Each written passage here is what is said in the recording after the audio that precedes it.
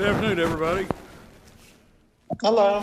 Welcome to the Planning Commission's October 29th meeting. You'll know right as we start, the sun comes out and everything gets bright and cheery. With that, we'll have a roll call. Monty, if you'll take us through that. Roll call. Craig Berry. Here. Harold Bitton. Present. Tom Brock. Here. Derek Brooks. Present. Scott Hamilton. Present. Todd Hart. Todd Hart. He's on the visual. Here. Thank you. Marlon Haynes. Here. Paul Latour. Here. Robin Raymond. Here. Diana Thomas.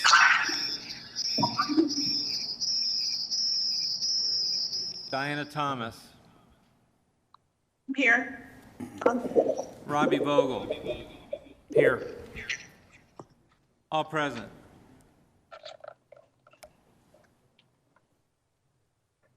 All Our present. president. Okay, we have a quorum. A motion to approve the minutes would be in order. Mr. Chair, I move for approval of the minutes of Little Rock Planning Commission.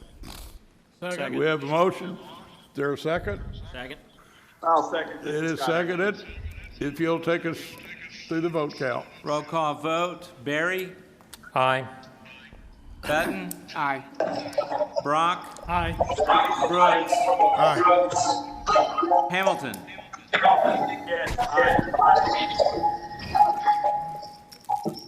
Hamilton. Yes. I'm sorry. Scott Hamilton. Yeah, it's really all the feedback is somebody got their phone on in the room. Thank you. I see you, Scott. Well, now I don't.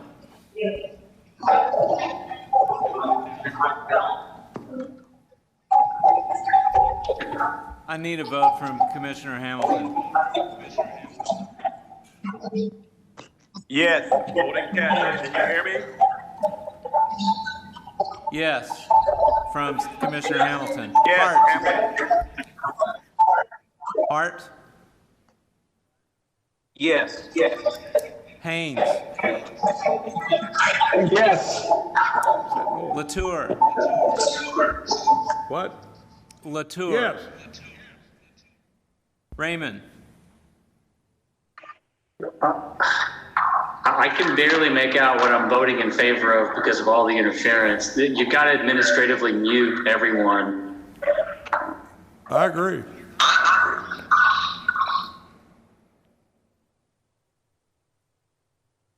Okay, can we try that again? Yes, we're voting on the consent agenda. Excuse me, we're voting on the minutes, and this is Robin Raymond. Yes. Diana Thomas. Yeah. Robbie Vogel. Yes.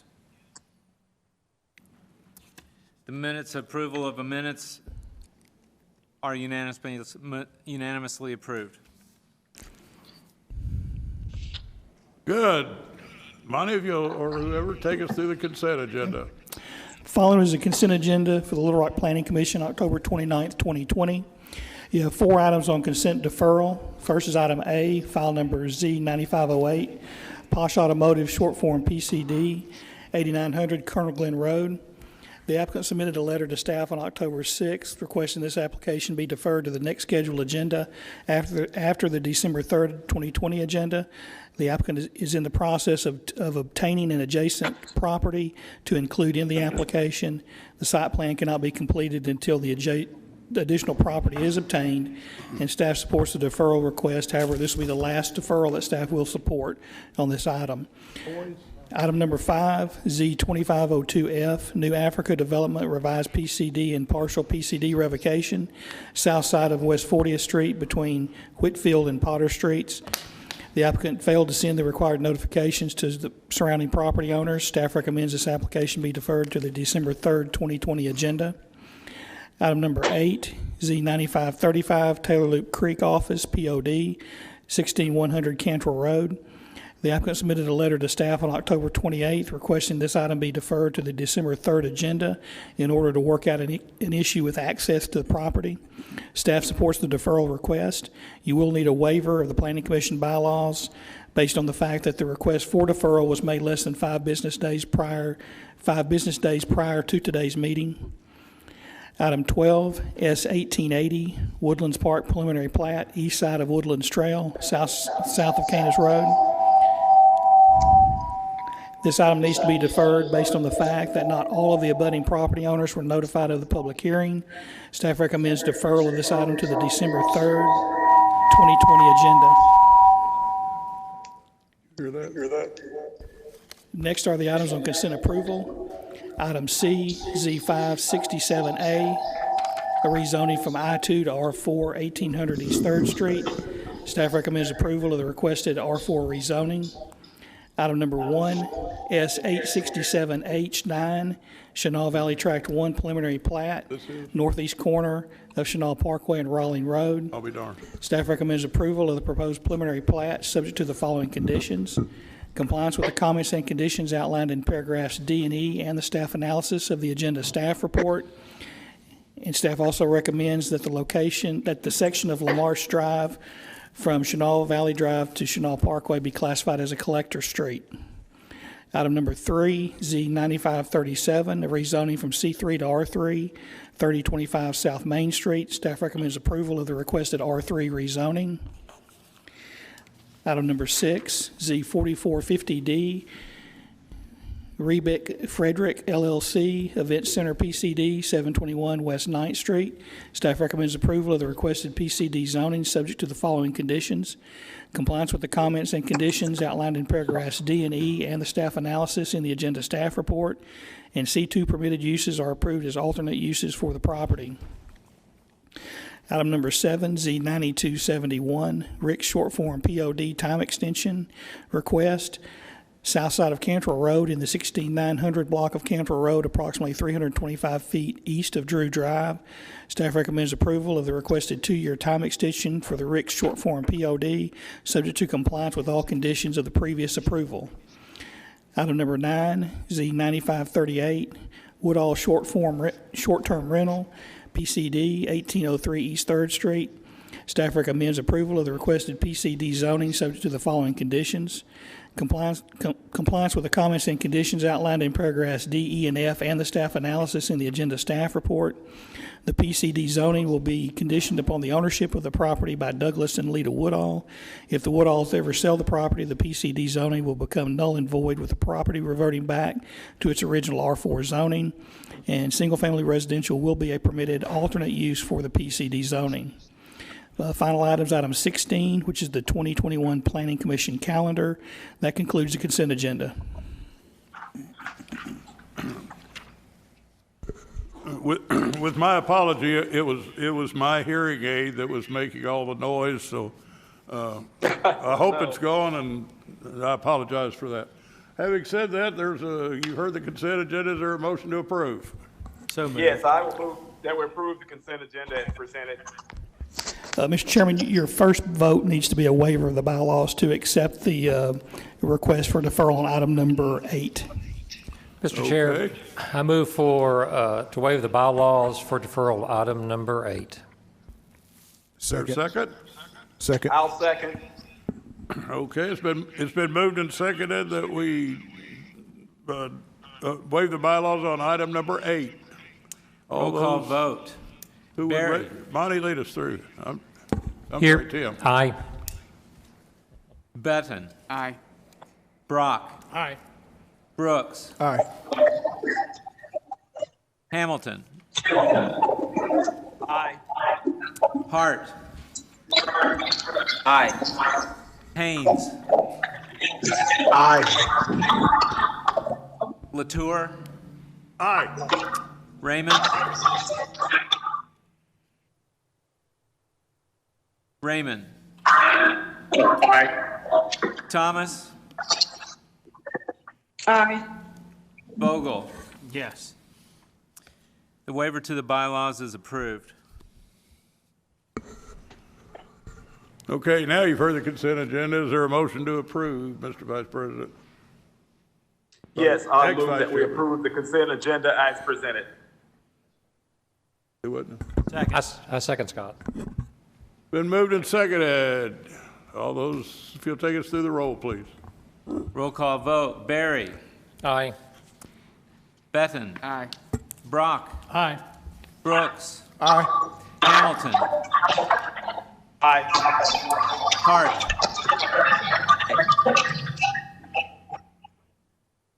Hart?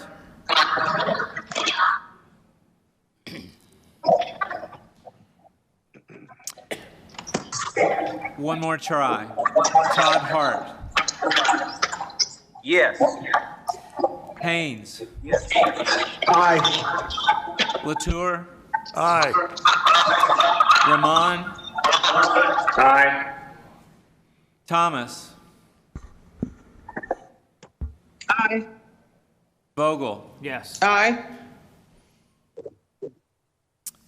Consent agenda is approved. Okay, we'll move forward with the hearing items. Which, you doing it? Yes. Monty, if you'll take us through whatever's first. Now, your first item on the regular agenda would be item B, file number 9529. This is the Saeed Ali Planned Residential Development, PRD, 7520 North Chico Road. The applicant proposes to rezone this 0.73 acre property located at 7520 North Chico Road from R2 Single Family District to PRD Planned Residential District. The property is located on the west side of North Chico, north of Interstate 30. The applicant proposes to construct 8 single-family residential units on the property in 3 phases. Phase 1 will include 1 duplex structure within the south half of the property, along with the site grading, site drainage, utilities, driveway, and parking. Phase 2 will consist of construction of 1 duplex structure within the north half of the property, and Phase 3 will include construction of a 4-plex structure within the west half of the property. Landscaping will be installed with each phase. The 8 residential units will range in size from 900 square feet to 1,200 square feet. The units will be single-story with a maximum building height of 25 feet. The front porch and rear patio will be included with each unit. Structures will be located 20 feet to 85 feet back from the front or east property line and 9 to 16 feet back from the north, south, and west property lines. 1 24-foot wide driveway near the center of the site will provide access to the proposed development. The 16-space parking lot is proposed within the east half of the property. This parking, as proposed, will be sufficient to serve the development. Staff is supportive of the requested PRD zoning to allow the 8-unit residential development. Staff views the request as reasonable. The property is located in an area of mixed uses and zoning. There are existing multifamily developments to the east and south of the subject property. The proposed development should prove to be compatible with the surrounding uses and zoning. Staff believes the proposed PRD zoning will have no adverse impact on the general area, and staff recommends approval of the requested PRD zoning, subject to compliance with the comments and conditions outlined in paragraphs D and E and the staff analysis in the agenda staff report. Okay, the way we do this is the applicant has up to 20 minutes and the opponents have up to 20 minutes. We only have 1 card on this one, so it should be shorter. Would the applicant care to address us? B. Item B. Use the mic, please. And speak loud. I'm deaf and my hearing aid thing's going out.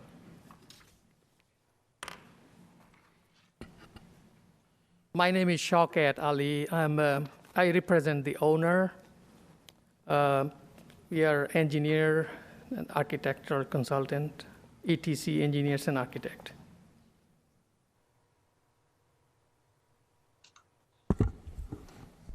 Did you want to yield time to the opposition to hear what they say for response? Yeah, that's what if Okay. I know what is the opposition, if I can respond to it. Great. We have 1 card, Tasha O'Neill.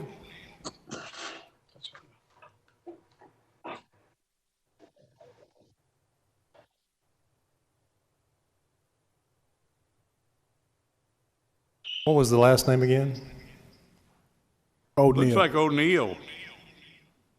There she is.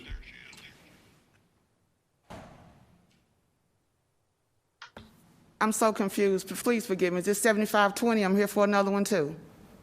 Is this 7520? Yes. I had sent in an email on this in October to the board, and I received no response. When I received the information about this duplex trying to be built, I did some research, and I saw that this person owns 2.5 sheets, from what I found, of properties in Southwest already. And when you pull them up, they didn't look like properties that we want someone to take on a duplex with. In Southwest Little Rock, slumlords have taken over. There's hard to find a place to own and to buy because it's more plausible to rent over and over every year, every 6 months. I am asking, like I did in October when I was ignored and got no response, for you to do the same research I have and to make sure that he has Southwest in his best interest before he comes and does like others, take and not give back. I'm asking again that you do your research on him and the properties that he owns now before you make a decision.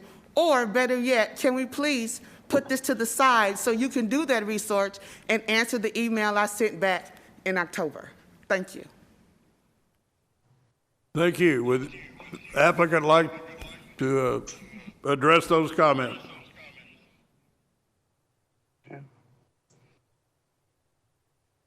Well, I don't know what research he's talking about. It's a mixed-use zone, and what my client is proposing is in line with the development that exists in that area, and his development is going to actually bring the more quality of the life in that area. And my client is not going to sell those property. That's his objective for developing that. He is going to maintain it. He's going to have regular maintenance of the facility, including surroundings. So it's actually, I mean, what I can tell you that it's going to improve the environment of that area.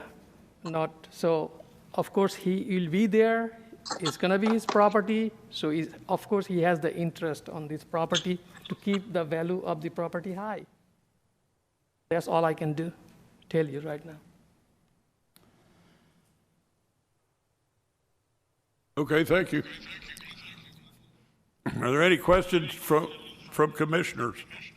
Yes, I have a question. Have the developer met with the owners association before discussing and showing the plat and the plans for this development? Which owners association you're talking about? There's a Chico Owners Association. Mr.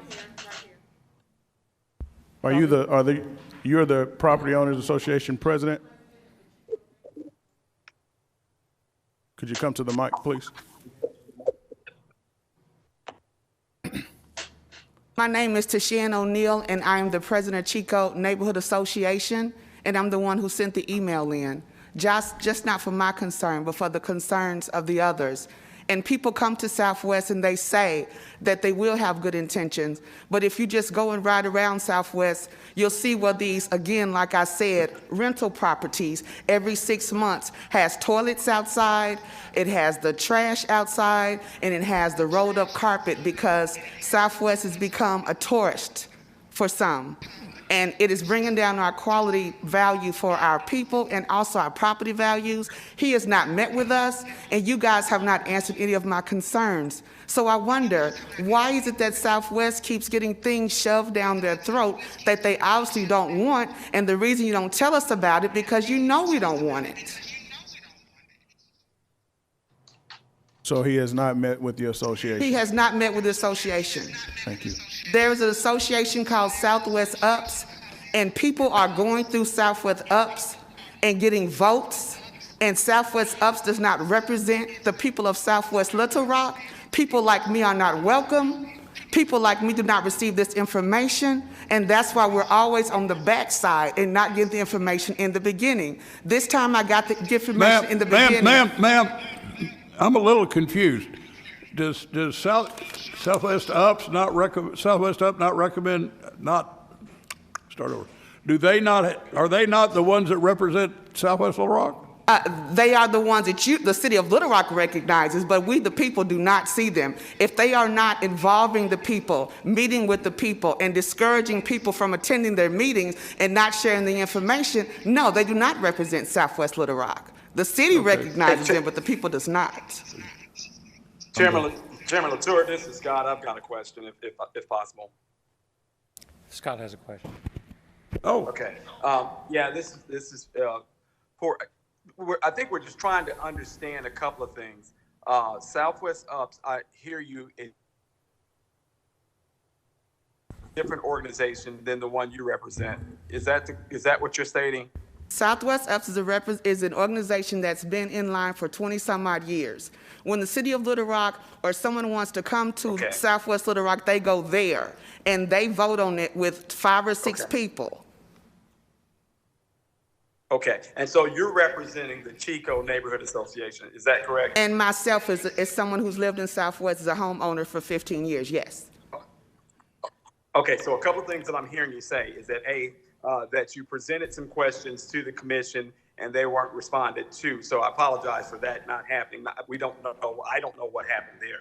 But today we're trying to really get an understanding of your concerns or the concerns of the Chico organization about the presentation that's before us. And so that's what we're asking for. I think the question that was on the table was whether or not the developer has met with the Chico Homeowners Association. The answer was no. Okay, the answer is no. Okay, that was the question I think that was on the table.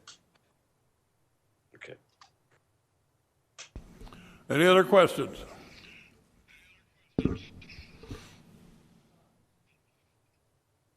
And who would you be, sir?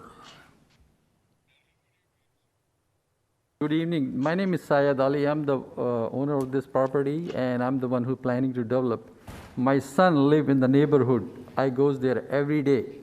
I have 4 houses there in the neighborhood. I'm trying to actually, Meadowcliff neighborhood, I met those people, and I also show this property to our mayor, Scott Jr., actually, because he lives in the right down the street, you know. One time I met him, I showed him that he was very happy to see that we are doing something to enhance this area of the Little Rock. So, and all the houses I have, I don't know the lady, but you can go and I can give you the address and you can ask the people. I keep houses very up to date. I always update the houses, everything. I'm not a slumlord. I want to keep the house because my son lives there. You know. Actually, right now I'm planning to buy a small lot to create a kids park there, so my son can go and other people can go and increase the interaction between people. And my son lives at 55 South Meadowcliff. So why have you not met with the homeowners association, the North Chico homeowners? I didn't know there was a Chico. Yeah. As far as the requirement set by the Little Rock Planning and Development, we followed all the instruction. We send certified mail to all the neighbors. We posted the sign, and as far as I think the question is, did you meet with Southwest Ups? So I don't know if you received an email from them? No. And we didn't receive any email that she was referring to. Yes or no? So we didn't personally did any contact with the... So the answer is no. Thank you very much. Thank you. Mr. Chair, I got a question for staff, because they deal with the neighborhood association. Chairman. I'm not talking over anyone. Can they tell, I know you have a list of ongoing active neighborhood associations. I'm familiar with Southwest Ups, and I confess I'm not familiar with the Chico Property Association. Is the Chico Neighborhood Association notified of these applications in their neighborhood? What staff does, when every item we get, we look at the neighborhood association map. We notify the associations that the item, the site is either in or the ones that are very close to it. In this case, we notified Southwest Dubs because they're the coalition for the area. We notified the closest ones were Town and Country and South Brookwood, Ponderosa. I believe the Chico Road neighborhood, I believe their boundaries start somewhere south of Interstate 30, and typically when they're a certain distance away, we don't notify them. We can't notify everyone. So those are the ones we notified in this case.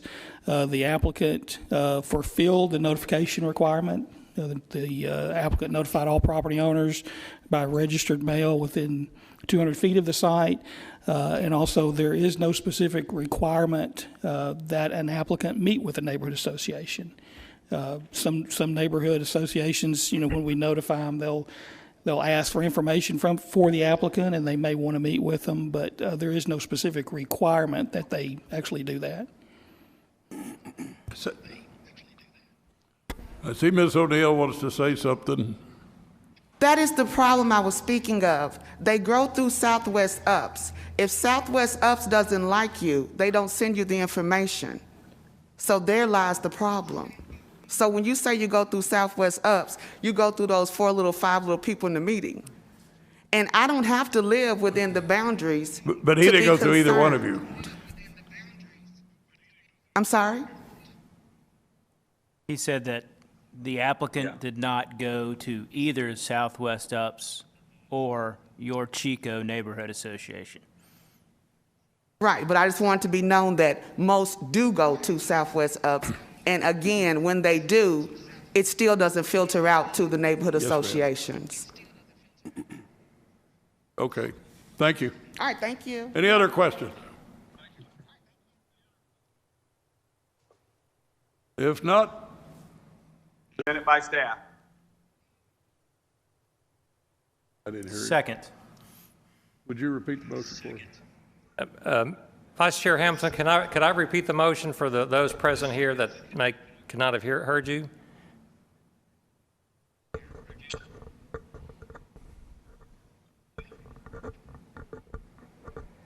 Okay, do we need the motion again? I was wondering if I could make the motion if it would have less interference. Just a thought. Sure, certainly. Please make the motion. Okay, sorry. I move for approval of the item B as written with staff recommendations. Second. I'll second. Been moved and seconded. You call the roll, please. Roll call. Barry. Aye. Baton. Aye. Brock. Aye. Brooks. No. Hamilton.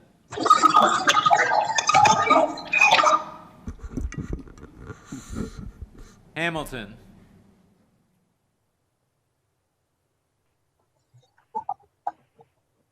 Yes. Hart. Yes. Haynes. Yes. Latour.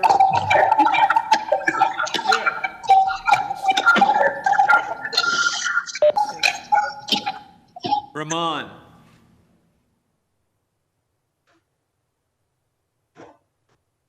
Ramon.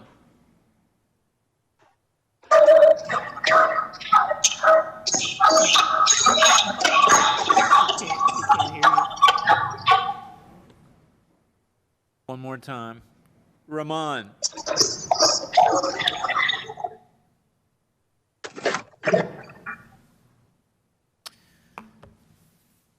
Robin Ramon.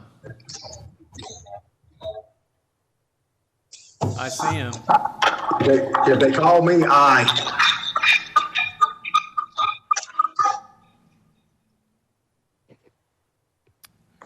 Commissioner Ramon, can you hear us?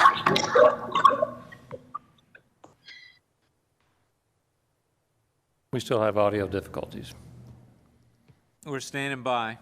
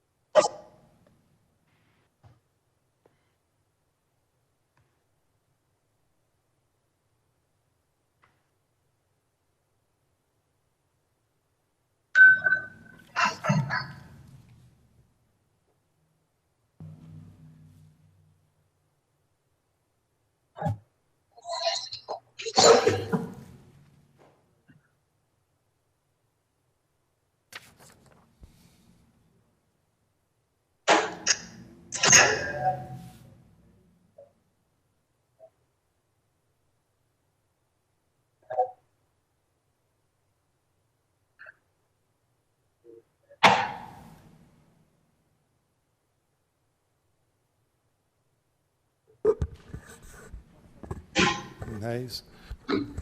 Commissioner Rahman?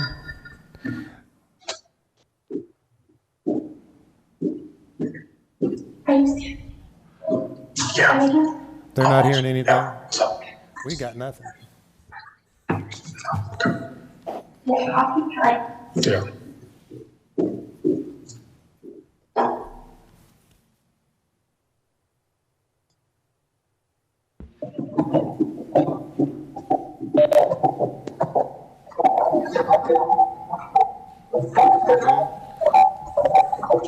Commissioner Rahman, can you hear us now?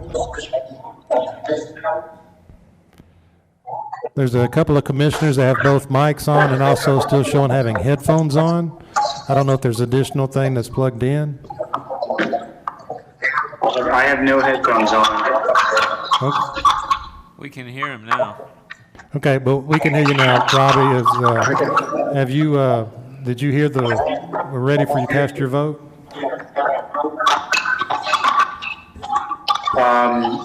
I presented a question in the text, and I haven't yet received an answer to my question.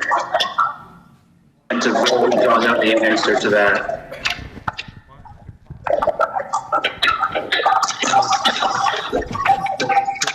We got your text, Commissioner Rahman. We will address that right now with the City Attorney's Office. Okay. Mr. Overton, a question was raised by Commissioner Rahman. He is related to the engineer that is representing the applicant. He was asking, should he recuse? What is his? When you say related, I mean... It's his father. It's his what? Father. My father, yeah. Is there a financial? Well, My father I would say is an to owner of avoid the firm. the appearance of impropriety, it would be best to go ahead and not vote. Okay. Yep. He's got it. Continuing with the roll call vote, Diana Thomas. No. Bogle. Yes. The vote is 8 ayes, 2 noes, 1 abstention. The motion passes. Motion passes. Would you read the next item, please, Bonnie? The next items are 2 and 2.1. Mr. Malone will present item 2, and then I'll present item 2.1. And you can discuss those at the same time and then split your vote when you're finished with your discussion.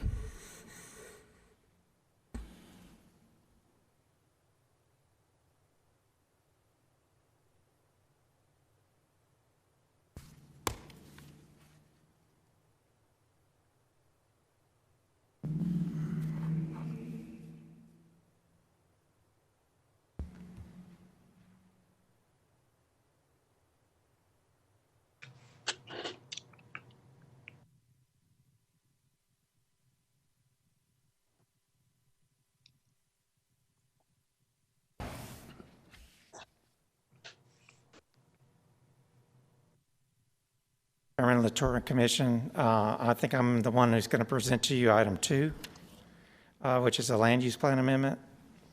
We have a proposal for a land use plan amendment for a little over 1.5 acres on the south side of Canis between Bowman and Shackelford Roads. This is a site where there's been a church for many, many years. It's shown on the land use plan as office. This is basically where the office starts on the land use plan, and then it's commercial back towards Shackelford Road, and there's more office back towards Bowman Road. There's been in the past years, there's been more activity in the commercial than the office, and thus there's more available office in the area than there is commercial. There's a lot of both land uses in this area, and there's 2 commercial nodes in this area, one back at Bowman to the west and one at Shackelford to the east of this location. This could be thought of as being an expansion of that node potentially. There's commercial both to the north and south of this site. And there's been historically that PKOS strip would go away also with this amendment, and it all would be commercial. We feel like since there's been more commercial activity than office activity in the area, and there's more office available land than there is commercial land, that this land use plan would be appropriate.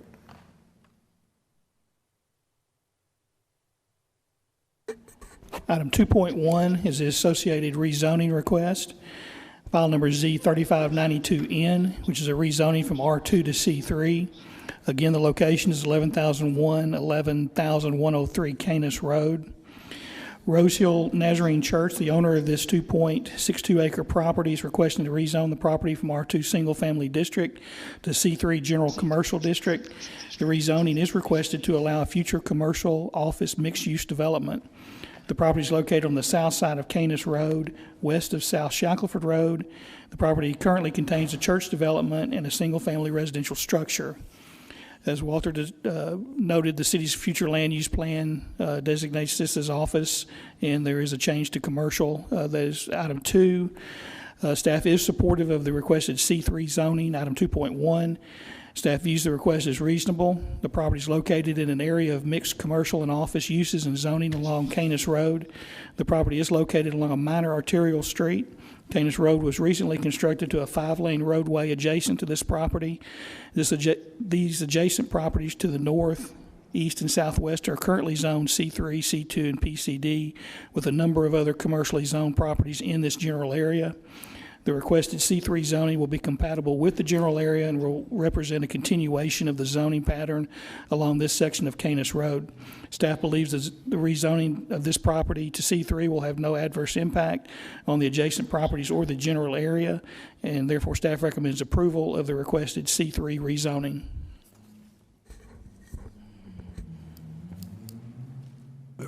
Are we to vote on these one at a time, or when it's time? Yes, when you finish your discussion, take a separate vote on each item.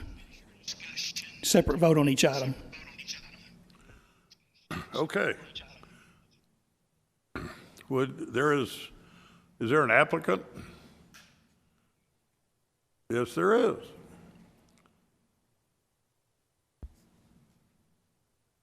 Brian Dale with White Daters and Associates, representing the applicant. They have the property currently under contract with a doctor that would like to redevelop the property. He wants to do a commercial strip there that he will also relocate his practice there. As part of the contract, they have to get the property rezoned for this use. So like to reserve the rest of the time for any return. Great. We have one card, Dennis Young.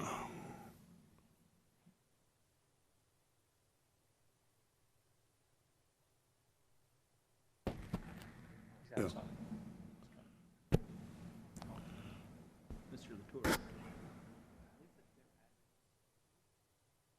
Their address on that card?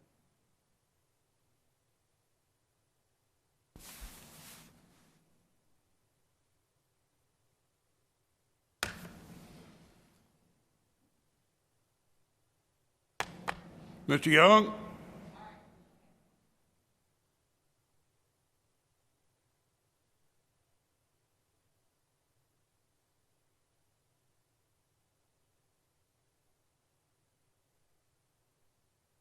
He's only here for the last items. That's an error. What? He's only here for the last 5 items. For the Woodlands? Yes, sir. Okay, thank you. Okay. Any questions by commissioners? Hearing none. Commissioner Berry, if you'd make a motion, please. I'm going to try to let the Vice Chair, Scott Hamilton, do that if he can, if we don't have any audio difficulties. I'm just trying to avoid technological dilemma. Well, I understand. I think he's okay right now. Go ahead, Scott. Yeah, I think we're fine now. I think it was something else that was going on. Yeah, I'd like to make a motion that the item that's being presented be presented for approval. Second. We have a motion and a second. Item number 2. Roll Item call number vote. 2. Barry. Aye. Baton. Aye. Brock. Aye. Brooks. Aye. Hamilton. Aye. Hart. Aye. Haynes. Aye. Latour. Aye. Ramon. Aye. Thomas. Aye. Vogel. Yes. Motion passes. Item All right. 2.1. Vice Chairman Hamilton, if you'd like to make a motion on 2.1. Yes, I'd like to make a motion that item number 2.1 be presented for approval. Second. Moved and seconded. Item 2.1. Any commissioners, any comments? You'll call the roll, please. Barry. Aye. Benton. Aye. Brock. Aye. Brooks. Aye. Hamilton. Aye. Hart. Aye. Haynes. Aye. Latour. Aye. Ramon. Aye. Thomas. Aye. Vogel. Yes. Motion passes. Okay, next item. Next item on the agenda is item number 4, file number Z9539, property located at 8300 Geyer Springs Road. Maurice Mahmood, the owner of the 0.80 acre property located at 8300 Geyer Springs Road, is requesting that this property be rezoned from O3 General Office District to C3 General Commercial District. The rezoning is proposed to allow future commercial use of the property. The property is located at the southwest corner of Geyer Springs Road and West 83rd Street. The city's future land use plan designates this property as PI public institutional based on the past use of the property, which was a school. The requested C3 zoning will not require a plan amendment based on the adjacent land use designations to the north and south being C commercial. Staff is supportive of the requested C3 rezoning. Staff views the request as reasonable. The proposed C3 zoning will be compatible with the area, as a majority of the properties which front on Geyer Springs Road between Interstate 30 and Baseline Road are currently zoned commercial. The proposed C3 zoning will represent a continuation in the zoning pattern along Geyer Springs Road and should have no adverse impact on the adjacent properties or the general area. Staff recommends approval of the requested C3 rezoning.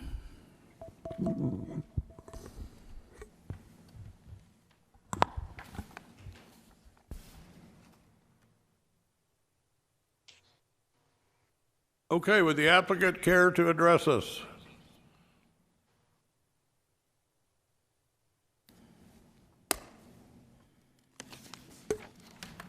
Thank you. Good afternoon. My name is Scott Foster. I'm with Arkansas Surveying and Consulting, and I represent the applicant in his rezoning attempt. We'd like to defer our time to any questions that anybody has. Okay. On the opposition, we have cards from Valerie Tatum.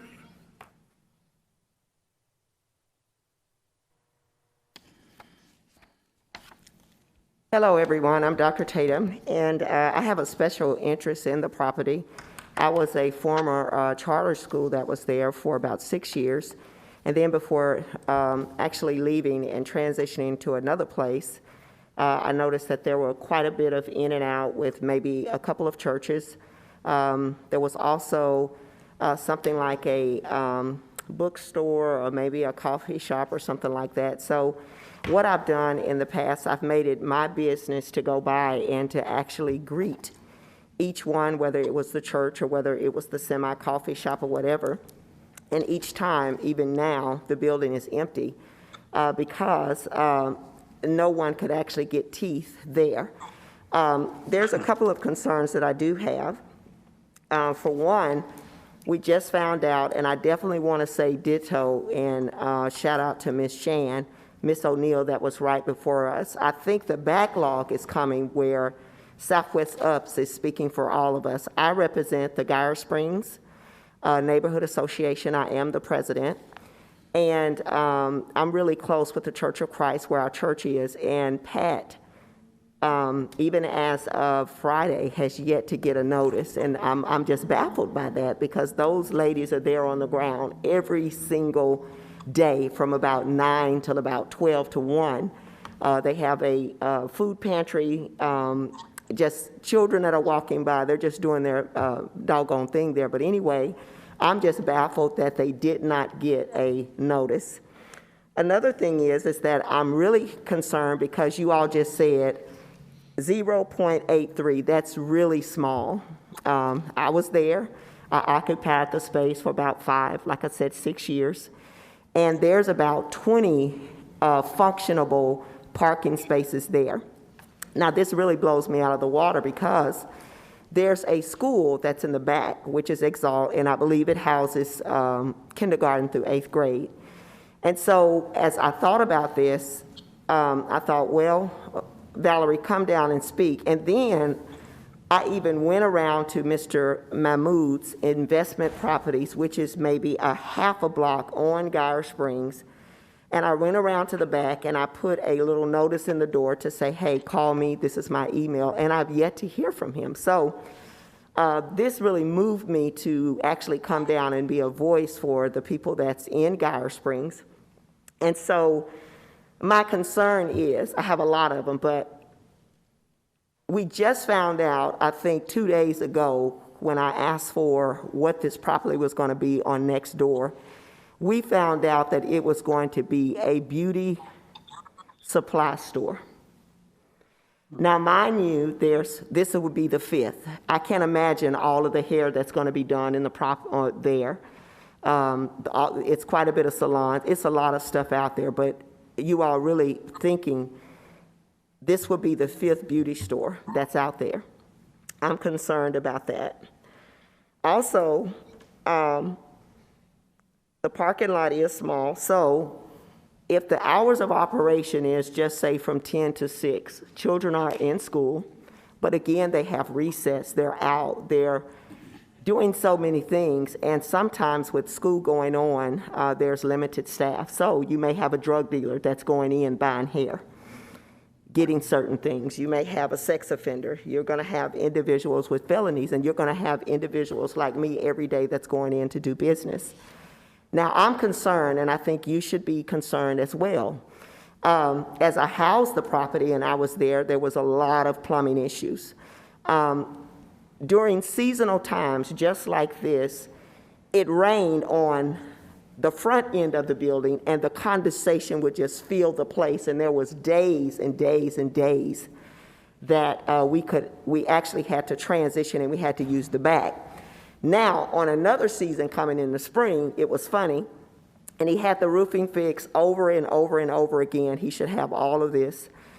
So it would rain in the back.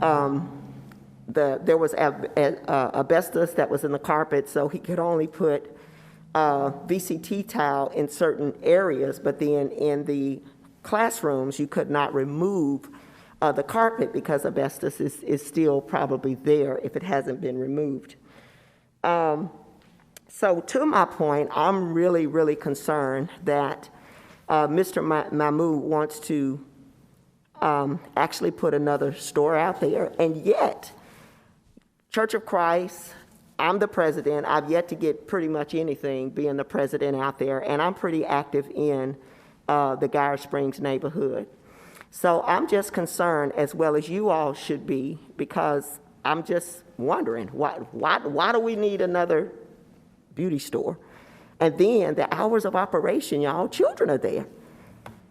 Children are out there. So we have to really protect Geyer Springs and to make sure that the diversity of businesses are really coming to meet the needs of what we actually want out there in the area. I do have other questions that I would like to ask, but you know, if I have time, I can go on into the questions as well. Okay. What statistics and surveys and other data would be used to justify the need of the change? What are the plans of the property? We found that out just a few days ago. What are the plans in the event he changes his mind after rezoning? We've seen that. How will you inform the community and the city board and the neighborhood association leaders? As a former tenant, the property has been neglected. I spoke passionately about the water issues and the condensation, which caused flooding in different areas of the building. I spoke about the asbestos that may still be remaining there. You what? What has been done to work through the areas of concern? As I've noticed, the building has been sitting. The owner could increase the rent without justifying why that happened to me. Businesses desire a new location. It needs some landscape enhancements. The parking lot drained. There were some cosmetic issues with the interior and also the exterior of the building. What is the time frame to begin the finish or to begin and finish the tentative plans? When is this going to happen? How will the business protect safety, yield services to the charter school that's there? And also, has Pastor Kelly been really informed, and have the engineers, the architect have gone to sit down with the congregation to hear what they would like to see happen, and as well as the school founders as well? How would this benefit Southwest Little Rock outside of buying hair and other products for African Americans? What incentives from the city or state will be provided, such as a tax break? That's it for me. Thank you so much.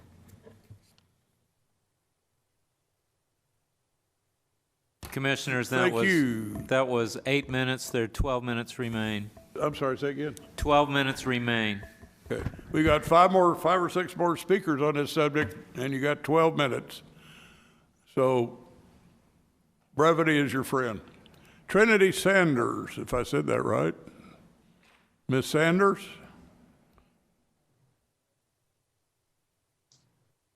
Going once?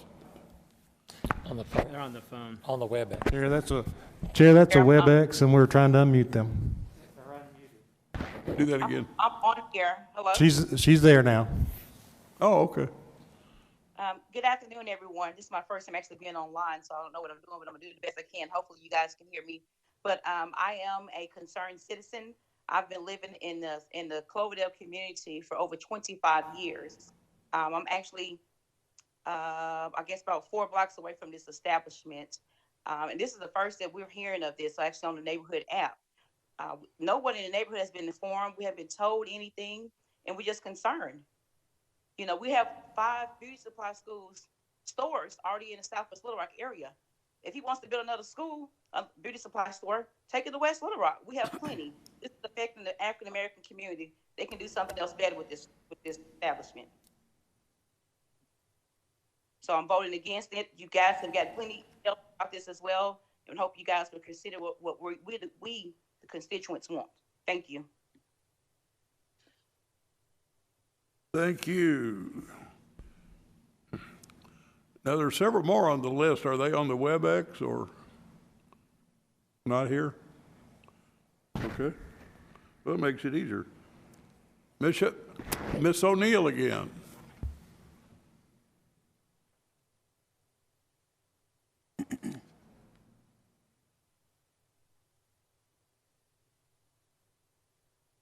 Good afternoon. For something like this to be changed from a public needs to the other zoning that you desire, it would mean that you would be giving African Americans a place to buy weave and hair glue. We have many needs. That is not one of them. There are 5 beauty supply stores in walking distance, 3 across the street and 2 next door. We do not need that there. It does not need to be rezoned. We have not heard from these people and only found out what was to become today.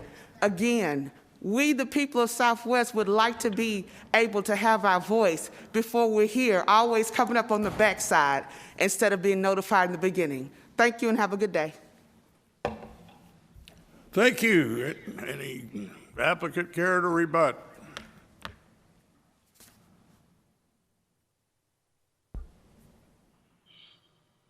I don't believe we have anything else to say. I have a quick question. How do they know that it's going to be a beauty supplies store? Has that been Yes, sir. told of them? Okay. It has been told to the neighborhood? It has, yes, sir. I don't know about the neighborhood. It was posted on the 200-foot requirement by the city. I spoke with Pam Adcock, who I think has a pretty loud voice in the neighborhood association. She was informed of it, yes, sir. So my concern is, we cannot keep allowing businesses to come into Southwest Little Rock. I am an advocate for Southwest Little Rock as well. We cannot allow businesses to continue to come into Southwest Little Rock and you not get the voice of the people. We're finding this over and over again, and for that reason, we've had two people to speak up and say that they have not heard or got letters in the mail, 3 people, about this, and so for that reason, I'm going to have to vote against it. Commissioner Brooks, I have a quick question for you. What should a person who's trying to change their zoning do for, future reference to try and reach out to those that seem like they are not reached out to? I mean, there's obviously a minimum threshold of 200 feet in any direction, and some, survey company is going to have to send that letter out. But what else should a citizen do to make sure they get the consent of the constituents? Well, I think what needs to happen is we have to go back to who are the spokespersons for who's representing Southwest Little Rock right now, and it seems like it's only a few people. And if they're not communicating with the community and finding out what the community want, or finding out if it's okay with the community, I think that's the issue that we're having with the people of the Southwest Little Rock community. We have businesses coming into Southwest, but they're not businesses that are needed in Southwest Little Rock. So I think for me, that's where it should start. Mr. Chair, I've got a question for staff. Valerie Tatum said she was the president of the Gar Springs Association. So was that on the list of associations to be notified? Is that in the immediate neighborhood of this application? Again, like the last item, the applicant did fulfill their notification requirements. Right. Staff did notify the closest neighborhood associations in the area. We notified Cloverdale, Upper Baseline, Windermere, Wakefield, and Southwest Little Rock United for Progress. Those were the closest ones in the vicinity. Okay. And I believe this. How many was that? How many neighborhood associations were notified? Cloverdale, Upper Baseline, Windermere is one. Okay. Cloverdale, Wakefield, and then the Southwest Little Rock Ups. And I believe, if I'm not mistaken, this property is within the Cloverdale neighborhood boundary. So the notification by staff and the applicant were done as typical any other application. I do want to say something in response to the other commissioner. We hear a lot of applications, and I think there are too many car washes everywhere.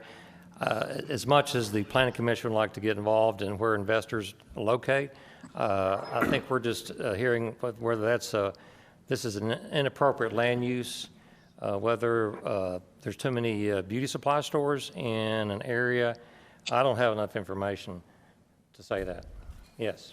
Another point of clarification, the issue before you is a rezoning from O3 to C3. It's not a rezoning for a beauty supply store. It's a rezoning from O3 to C3. C3 comes with several dozen permitted uses. It may be their intent to put in a beauty supply store initially, but the C3 zoning would allow that, as well as many other office and retail uses to come and go on that property. Sure. And again, I want to be clear. I'm not against businesses coming to Southwest. Quick couple I guess, observations and first, I'm pretty sure I know exactly which building this is, and if it is what building I think it is, then I've actually commented to people that it's the ugliest building in the city, you know, and it sounds like from the one lady's testimony that, you know, it had a school in it and it was inadequate in its, you know, it was inadequate. It obviously had structural defects. So, you know, what my thought is as a commissioner is if we rezone this to a commercial zoning, then it gives a lot more opportunities for whatever development there is, thus giving an opportunity for that area to have more potentially better uses for the property than some dilapidated, you know, poor excuse for a property. And I can't say whether or not the owner will change what's there, but, you know, I think what we're being asked of is this okay to change it? And what it sounds like the biggest bone of contention that I'm hearing is we have such a fragmented number of neighborhood associations that somebody's not point person this and communicating to them all so that people feel left out of the conversation. But at the end of the day, you know, from my position, it seems like we're trying to answer how do we get better investment in an area? Well, if commercial property isn't the highest amount of value you can get in a property, then I don't know what else is. And with that comment, I'm going to take a little privilege here and just simply, I think we're on a great discussion.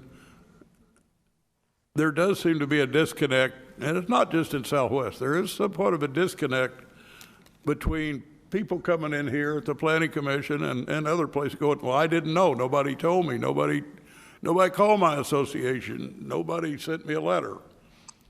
But the problem I'm hearing is, especially in Southwest, you seem to have multiple neighborhood associations and then a couple that may not be on the radar, might not have, I don't know what you have to do to be a neighborhood association, but I trust you guys in both those have done all those things.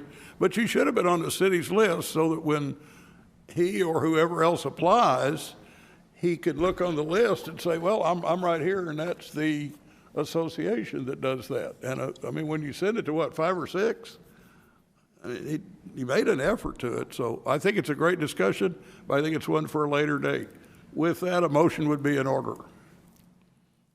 Yeah, Chairman Latour, I'll make that motion here shortly, but I did want to comment on this conversation. I think you're spot on. I think this is excellent conversation. I think it goes to the point of the excitement that we're seeing in Southwest Little Rock in terms of what's coming in that space. But I don't know that this is the proper body to have that particular conversation in terms of defining or finding a way to make sure there's greater communication amongst the neighborhood association. So I think it's a very good conversation. Staff, I don't think that is something that this body could take upon itself.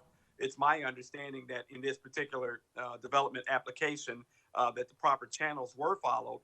They did notify within the 200 feet radius. They did notify the home neighborhood associations that were proximate to the property.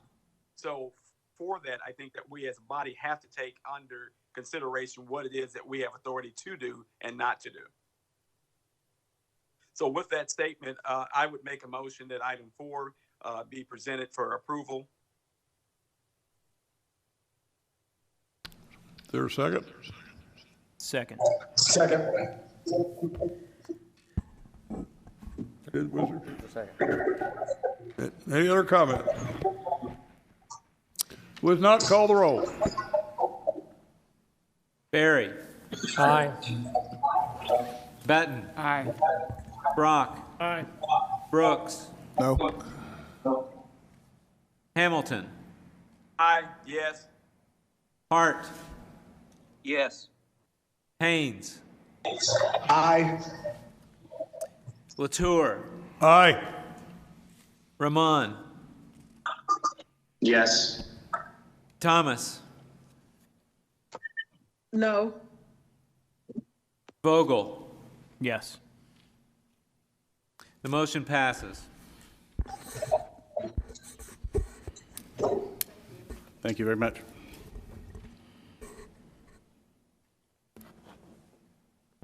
What was the count? The count was 9 ayes, 2 noes. Good, motion passed. Next, if you'll read items 10 through 14 minus 12. Is that right? Yes, sir. We'll present items 10, 11, 13, and 14 for a discussion altogether. And just a reminder, you'll separate those out, take a separate vote on each item when you finish your discussion. First is item number 10, file number Z9536, Woodlands Valley PRD, located on the south side of Cooper Orbit Road at Canis Road. This applicant proposes to rezone the 17.35 acre property located on the south side of Cooper Orbit Road at Canis Road from R2 Single Family District to PRD Planned Residential District. The applicant proposes to subdivide the 17.35 acres into 81 lots for attached and detached single-family residential development. Lots 1 through 48, Block 3, will be developed for garden patio homes, and lots 1 through 33, Block 4, will be developed for attached single-family townhomes. The subdivision will contain a 2,590 linear foot loop street, Woodlands Valley Circle, which will serve all of the lots. The townhouse lots within Block 4 will have a shared alley access along their rear property lines. Woodlands Valley Circle will extend from Woodlands Hills Boulevard, which will be a new street extending from the west side of Woodlands Trail. A secondary emergency access will be located between lots 15 and 16, Block 3, along the south portion of the subdivision, and another secondary emergency access will be located between lots 22 and 23, Block 3, at the northwest corner of the plat. Cooper Orbit Road is located along the north boundary of the subdivision, is shown to be located within Tract E. Stormwater detention will also be located within Tract E at the southwest corner of the subdivision. A mail kiosk will be located within Tract G at the west end of Woodlands Valley Circle. The project will be developed in 4 phases. Those were noted in your attached staff write-up. Also, the building setbacks were also noted for all the lots. The applicant is requesting a variance from the land alteration regulations to advance grade the entire subdivision with the issuance of a grading permit for construction of the streets, drainage infrastructure, and utilities in Phase 1 of Woodland Hills subdivision located to the south. The applicant also proposes to abandon the portion of Cooper Orbit Road adjacent to this overall property as part of the development plan. The applicant proposes for Cooper Orbit to realign with Panther Branch Drive to the northwest for a new intersection with Canis Road.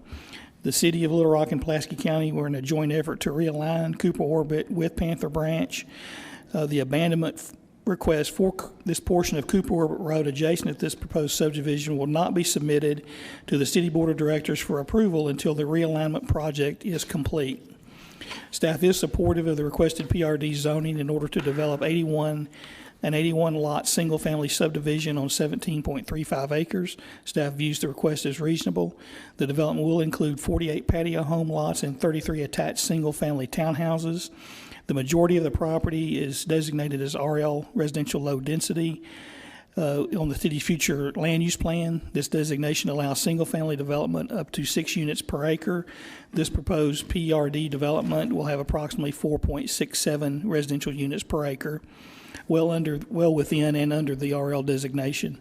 Staff believes this single-family development will have no adverse impact on the general area, and staff recommends approval of the requested PRD zoning, including advanced grading, variance, and right-of-way abandonment, subject to compliance with the comments and conditions outlined in paragraphs D and E and the staff analysis in the agenda staff report, along with the following conditions. Full-width right-of-ways be dedicated for the extension of Panther Branch Drive across the Hastings property. The Panther Branch Drive extension is constructed with a total width of 24 feet of pavement with no curb and gutter to the existing Cooper Orbit Road. Following the completion of Panther Branch Drive, Cooper Orbit Road right-of-way south of McKenzie Apartments to Canis Road is abandoned, and Panther Branch is the remaining access from Cooper Orbit Road to Canis Road. With completion of the Panther Branch Drive extension to Cooper Orbit Road, the boundary street improvements to both north and south sides of Cooper Orbit Road are waived as required by the boundary street improvements.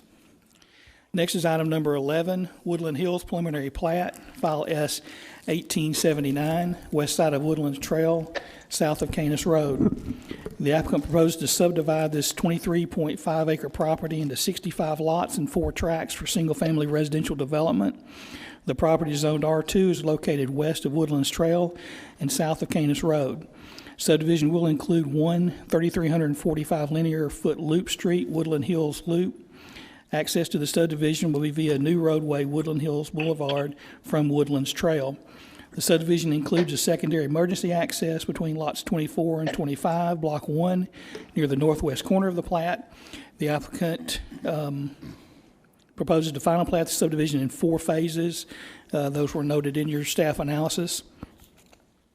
And for the record, this subdivision is immediately south of item 10 that was just discussed. Stormwater detention is shown within Tract B at the northeast corner of the subdivision. A mail kiosk is shown on Tract B. A 50-foot wide undisturbed buffer is shown within Tract C along the entire south boundary of the subdivision. The applicant is requesting setback variances for the lots. Block 1 will have front setback of 20 feet, a rear setback of 20 feet, and side setbacks of 6 feet. And Block 2 will have front and rear setbacks of 20 feet and side setbacks of 5 feet. The applicant is also requesting a variance from the land alteration regulations to advance grade the entire subdivision with the issuance of a grading permit for construction of the streets, drainage, infrastructure, and utilities in Phase 1. The applicant proposes to maintain an undisturbed buffer along the south property line within Tract C. Staff recommends approval of the advanced grading variance conditioned upon maintaining the undisturbed buffer along the south property line within Tract C, and all advanced graded disturbed areas will be stabilized prior to the approval of the final plat for Phase 1. To staff's knowledge, there are no outstanding issues associated with this preliminary plat request. The applicant's done a good job in addressing issues as raised by staff during staff's review of this plat. The subdividing of this property should have no adverse impact on the surrounding properties, and staff recommends approval of the proposed preliminary plat and associated variances subject to compliance with the comments and conditions outlined in paragraph D and the staff analysis of the agenda staff report. The next item is item 13, which is a rezoning from PCD and R2 to C1 and C3, file number Z5096E. This property is located at the southeast and southwest corners of Canis Road and Woodlands Trail.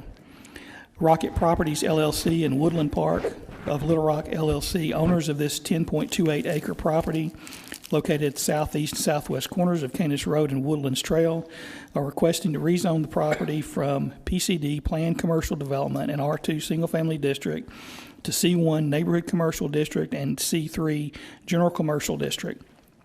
The 4.27 acres located at the southeast corner of Canis Road and Woodlands Trail is proposed for C3 zoning, with the 3.37 acres at the southwest corner also being proposed for C3.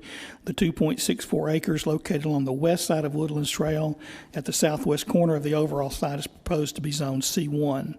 The rezoning is proposed to allow future commercial development of the property. The city's future land use plan designates this property as MOC, Mixed Office Commercial. The requested C1 and C3 zonings do not require a plan amendment. Staff is supportive of the requested C1 and C3 zonings. Staff views the request as reasonable. The property is currently zoned PCD, which previously expired, which was previously approved for a multi-lot commercial development. Rezoning this property to C1 and C3 for a 6-lot commercial development will be consistent with the original intent for the development at the entrance to Woodlands Edge subdivision. The rezoning will also be consistent with the zoning pattern along this section of Canis Road. Staff believes rezoning this property to C1 and C3 will have no adverse impact on the general area. Staff recommends approval of the requested C1 and C3 rezoning. Next is item 14. And 14 is the Woodlands Park Commercial Preliminary Plat. This is the preliminary plat for the acreage that we just described for the rezoning. This file number 1881, again, property located southeast, southwest corners of Canis Road and Woodlands Trail. The applicant proposes to subdivide this 10.28 acres into 6 lots and 1 tract. The property is located at the again at the southeast, southwest corners of Canis Road and Woodlands Trail. The portion of the property located at the southeast corner of Canis Road and Woodlands Trail is comprised of 4.27 acres, with the property at the southwest corner being 6.01 acres. Lots 1 through 4 and Tract C will be located at the southwest corner of the intersection, with lots 5 and 6 being located at the southeast corner. The lots will be final platted one at a time as they are sold. Shared driveways are shown from Canis Road and Woodlands Trail. Shared access easements are shown between lots 1 through 4 and between lots 5 and 6. Tract C will be utilized as an area for future right-of-way for a roadway from Woodlands Trail to the future single-family subdivisions to the west. The applicant is proposing to rezone the property, again, which was a separate item. It was item 13. The applicant is requesting the variance from the land alteration regulations to advance grade the Woodlands Park commercial subdivision with the issuance of the grading permit for the construction of streets, drainage infrastructure, and utilities in Phase 1 of Woodland Park residential subdivision. The applicant proposes to maintain undisturbed areas along the west and east sides of Woodlands Trail adjacent to lots 2, 3, and 5, and on the south side of Canis Road adjacent to lots 1 and 2. The applicant proposes to construct an earthen berm across lots 5 and 6 on the south side of Canis Road east of Woodland Trail. Additional fill is also proposed to be hauled to this site from the construction of Woodland Hills subdivision to the southwest. No hauling is proposed on public streets. Staff recommends approval of the advanced grading variance conditioned upon maintaining the undisturbed buffers along Woodlands Trail and Canis Road and constructing the earthen berm on the south side of Canis Road east of Woodlands Trail to a sufficient height to obstruct views of the advanced graded areas from Canis Road. All advanced graded disturbed areas are required to be stabilized prior to approval of the final plat for Phase 1 of the Woodlands Park residential subdivision. To staff's knowledge, there are no outstanding issues related to this preliminary plat request. The applicant's done a good job in addressing issues as raised by staff during the review of this this preliminary plat. The subdividing of this property should have no adverse impact on the surrounding properties. Staff recommends approval of the proposed preliminary plat and advanced grading variance subject to compliance with comments and conditions outlined in paragraphs D and E and the staff analysis of the agenda staff report. The applicant has also proposed a couple of additional conditions on this overall development. And according to the applicant, if the items submitted to the Planning Commission as shown as on the North Slope Master Plan, which are items 10 through 14, if those are approved, the applicant has agreed to construct a traffic signal at Woodlands Trail and Canis Road and to leave a 50-foot wide buffer on the eastern side of the proposed commercial Lot 6. That would be between the commercial zone property and Taylor Park to the east. The traffic signal will be constructed at the applicant's expense as per the Ernie Peters traffic report and would be placed in service as the residential tracks shown on the plan are developed. And the city traffic engineer response to the traffic signal condition is that the traffic signal should be installed when measured volumes are sufficient to meet the warrants. That concludes the staff report.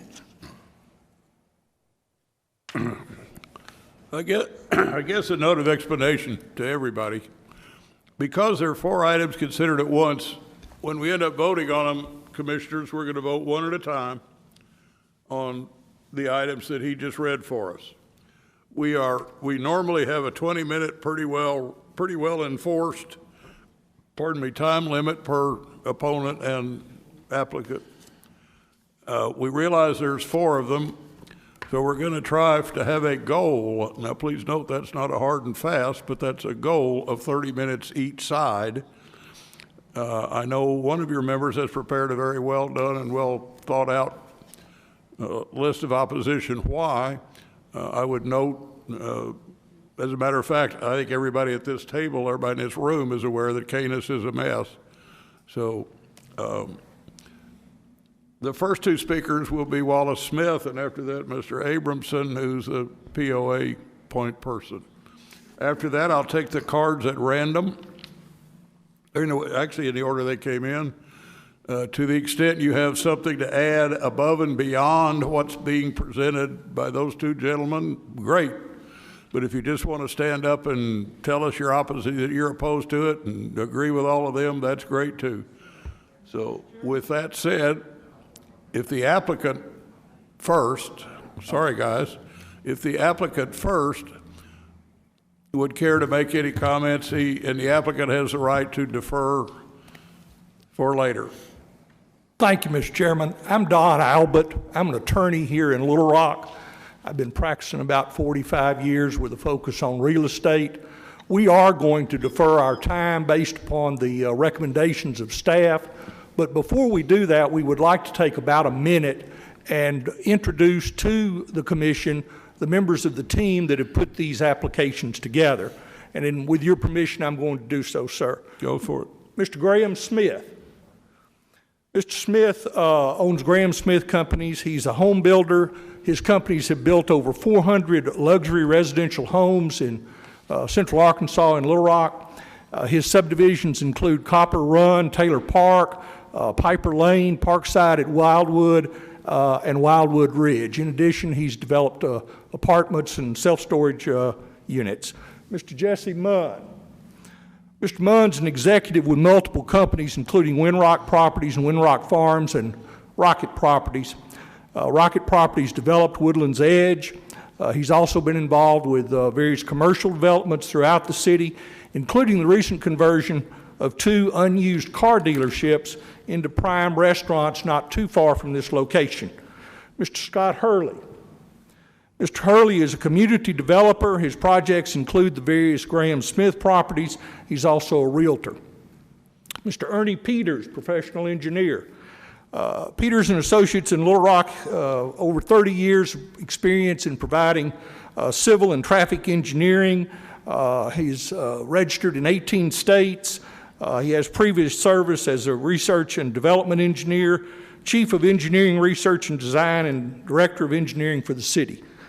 Have 2 gentlemen that are well known to you, Mr. Tim Daters, president, and Brian Dale, vice president of White Daters and Company, which has served Pulaski County for over 100 years with a list of projects too numerous to list.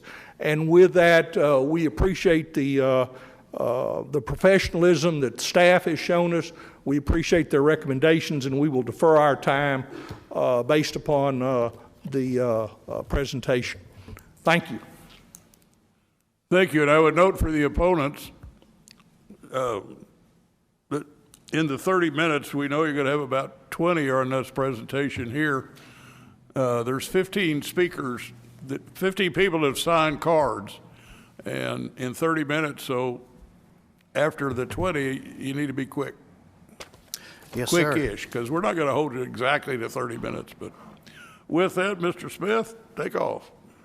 Okay, well, my name is Wallace Smith, and I'm here to speak in opposition to items number 10 through 14 that are generally referred to as the Woodlands Edge North Slope Master Plan. I do have a PowerPoint that is ready to go. For those commissioners that are physically here present today, I've placed a copy of that in front of each of you so you can follow along or look at the screen. Let me introduce myself on that next slide. Walter, I'll keep cueing you. I'm a civil engineer by degree, 29 years experience in Little Rock, serving in all manners of design. These kinds of projects and developments I've been around quite a few times. I'm a homeowner in Woodlands Edge neighborhood, and I'm here representing the Woods Homeowners Association officially, and I would say unofficially, very unofficially, hundreds of people in the Woodlands Edge community. That could be argued, and I'll sure take questions on that as well.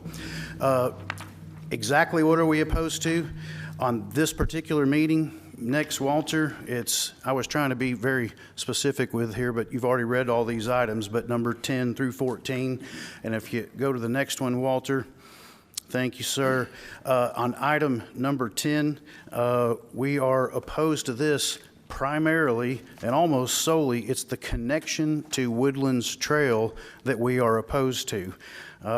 If you notice, there is an emergency fire exit going out to Panther Branch. If this development was simply reversed and it was going out the other way on the primary drive and access to the neighborhood, I think all of that opposition would disappear. If you go to the next one, sir, item number 11 has generally the same argument. It's more or less part of that same subdivision. It also is requiring access to Woodlands Trail. And again, the same argument. If you simply flip-flopped that and took that access out the Panther Branch Drive, then the opposition would go away on our part. If you go to the next slide, and this was a just minor curveball. I'm sorry, the one after that, which says item number 12. Thank you, sir. I understand that's now been deferred to a later meeting, but in general, for general purposes, again, it has that same connection to Woodlands Trail, putting a lot of traffic out there, and we would be opposed to that whenever it comes back on to the next agenda. Next one, sir, please. Thank you. Item number 13. We are not opposed to the zoning part of this, but we can't help but notice the parcel C down there at the bottom left. I have it circled on these sheets in your PowerPoint. If that is a part of this item, well, then we would be wholesale opposed to the entire item if it means that that connection to Woodlands Trail is included in that. If you go to the next slide, item number 14 is the same argument. It's the preliminary plat, and it's on this one it's identified as Tract C. So if it has to be all or nothing, well then we would definitely be all opposed to this for nothing other than that Tract C and that connection to Woodlands Trail. Next, please. So are we opposed 100% to these items? Well, no, the answer is no. We understand development is going to happen, so we're not opposed to just the trees being cut down or things like that. If you go to the next slide, Mr. Graham Smith, I guess, and team has proposed a 50-foot buffer between the southern development on the western side of Woodlands Trail. And if you look carefully at those sheets, you can see some of the existing houses that are already there. It's a pretty close connection, but that 50-foot buffer, well, that's appreciated, and we applaud, that. The next slide. There seems to be quite a bit of confusion on this particular matter. Advanced grading buffers, as I understand them to be, are not anything close to undisturbed buffers. Undisturbed buffers meaning it would stay, right? Those trees would stay. There is today mass confusion in the neighborhood of Woodlands Edge over the Woodlands Edge, although the Woods Homeowners Association has officially opposed to this. The Woodlands Edge Homeowners Association voted about an hour and a half before this meeting to not be opposed to this development pending certain conditions, but some of those are about buffers, and that is there are a lot of confused people out there right now on what that particularly means. The next slide, let me address the traffic analysis by Peters and Associates. And if you go to that next one, let me overwhelm you with the good work that Peters and Associates has done on this. I'm well familiar with Ernie Peters and his work in Little Rock for a long time. I know him to do quality work. However, I do have some exceptions to it's not so much the traffic analysis, it's the conclusions reached by the traffic analysis. I know that's a lot of colors and that's a lot of things for you to look at. That top row in yellow on there is existing traffic conditions. If you notice, when you try to leave the neighborhood and turn left, existing conditions, it's a level of service D. That's not good at all, right? If you do these proposed improvements without the traffic light, and if you keep following down that column of left turn lanes on there, scenario 2, 3, and 4, that intersection fails completely. It's only when you add a traffic light that you get back to more or less the same level of service that you started on.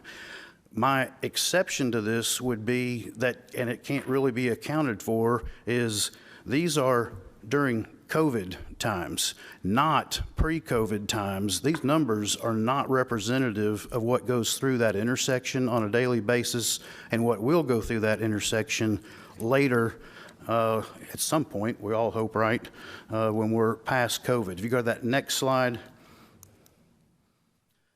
that is me sort of summarizing that. Our opposition, on this whole intersection it is way too much traffic concentrated into a single point at the intersection of Canis and Woodlands Trail. Go to that next slide, please. So, not to just be a naysayer, but what might be a better answer? Well, if you go to that next one, I'll try to throw it out there. So, I'm an engineer. I've looked at these things before. That slide you're looking at, that is roughly pretty close to scale the proposed North Slope master plan on top of an aerial photograph. I'll just give you that for reference. That next slide, at least on the printouts, didn't print correctly. If you see on your screen, you can just see the dark outlines minus the white background overlaid on top of that aerial photograph. And we're just giving that to you as a general reference point. So go to that next slide, please. What would be a much more functional plan is to go out Panther Branch Drive. So what you see, this is probably, you might think, well, what's the difference, Wallace? Well, that white block to the left right there, that I have just simply flipped that along its horizontal axis and reversed it. Now, I'm not saying that's exactly where that connection needs to be to Panther. It doesn't have to be that. I don't know what land access is even available there, but we know that this development would have access to all of Cooper Orbit along there. We know we're already talking about a Panther Drive connection. There is no reason that subdivision can't go out Panther Branch Drive, and I think there's good cause for that. That next slide, please. And again, that does not show up very well on your current printout, but it does on the screen. And again, just trying to give you that reference of how the line work looks on top of that aerial photograph. You go to that next slide.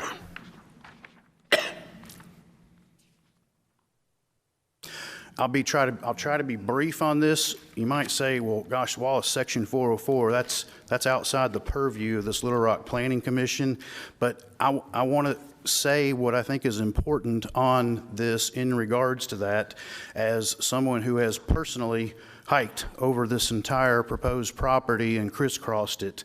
There are all kinds of issues on this development from an environmental point of view. There is Panther Branch Creek. There are wetlands out there. There's hydrology. There's hydraulics. There's impacts downstream. All of this is going to have to be calculated, and it's going to have to be calculated and computed to the satisfaction of the Little Rock District Corps of Engineers. If you go to that next slide, you're looking at a FEMA flood panel map right here. If you can see the blue square I've put in there is, roughly contains the proposed master plan for this area. The shaded stream to the kind of south, or the bottom one, that's Brody Creek. The upper one, that is Panther Branch Creek on there. If you notice, that looks like Panther Branch stops short of that blue square, right? Well, it does. That's where the limits of the hydraulic study currently on file with the Little Rock District Corps of Engineers ends. But that is not where Panther Branch Creek ends. It runs all the way through the middle of this development and is documented that way. If you go to the next slide, this is, again, from FEMA. FEMA has a lot of tools out there now, too. This is the aerial version of that with the floodways on here. So that's Brody Creek to the south, but that's I guess the one to the right that's shaded blue. That's Panther Branch Creek and its current calculations. If you go to the next slide, please. So This yellow line represents, to the best that I can determine, the path of Panther Branch Creek. It's, I guess, generally undisputed that as it goes, if you start from the right and start crossing what looks to be kind of over that pond, you can kind of make out Woodlands trails. It goes into that, generally starts to take a curve to the north and ends up around McKinsey Apartments. That's generally well documented. If you go to the next one. Okay, this is what will be a problem and a major problem with the Corps of Engineers. So this proposed subdivision just flops right on top of Panther Branch Creek. There are numerous items that will have to be considered for this that are pretty substantial hurdles. But I just think it's worth pointing out to you. That next slide, please. Thank you. Again, you know, in any analysis that's going to have to satisfy the Corps of Engineers, you know, there will be downstream impacts to Panther Branch, a whole variety of things, the hydrology of the wetlands. That yellow square you can see there, that's just a pinpoint and a reference, and you can see in the other photographs some of the water features out there. That's not so much flooding, it's just current low water areas, but any post-development flows that go down Panther Branch are going to impact that in a big way. If you go to that next slide. All right, so these are in some of my hikes around. This would be in the Woodlands Hills and Woodlands Valley. These are in the areas west of the Woodlands Trail Road or the entrance to Woodlands Edge. So these are what I would strongly suspect are wetlands. Can I say that 100% accurately? No, but as an engineer with 29 years, I know wetlands when I see them. There's three things required to be a wetland. You have to have hydric soils. You have to have hydrology that supports the wetland, and you have to have the vegetation that supports that. That's check, check, check. All of these are going to have to be accounted for and mitigated for in some form or fashion to the satisfaction of the Corps of Engineers. If you go to that next slide. So even though I guess this item has been deferred on that Woodlands Park division on the east side, there are substantial wetlands on that side as well. I think the proposed subdivision, as at least was, the backyards that were almost abutting this wetland on the left. You know, that'll be a huge no-no with the Corps of Engineers. You'll have to account for that and mitigate for that. If you go to that next slide. All right, and just hiking around, there is wildlife is everywhere out there. If you can make it out on those pictures, lots of animal tracks around these water features that will bring to mind as this becomes more of environmental consideration. Are there endangered species out there? Go to that next slide, please. There are at least 100-year-old, what appear to be 100-year-old structures out there. I'm not saying those are archaeological or cultural things, but there is a lot of stuff out there that's been long since abandoned. I don't know what some of that is. And if you go to that next slide, anytime you see barrels of something out on a site, that begs the question of hazardous waste. The Corps will be interested in that as well. And if you go to that next slide. So I'd just like to state it for the record. So Sarah Chitwood, she is the branch chief of the regulatory branch of the Little Rock District Corps of Engineers. Vincent Gregory, he's the enforcement officer for the Little Rock District Corps of Engineers.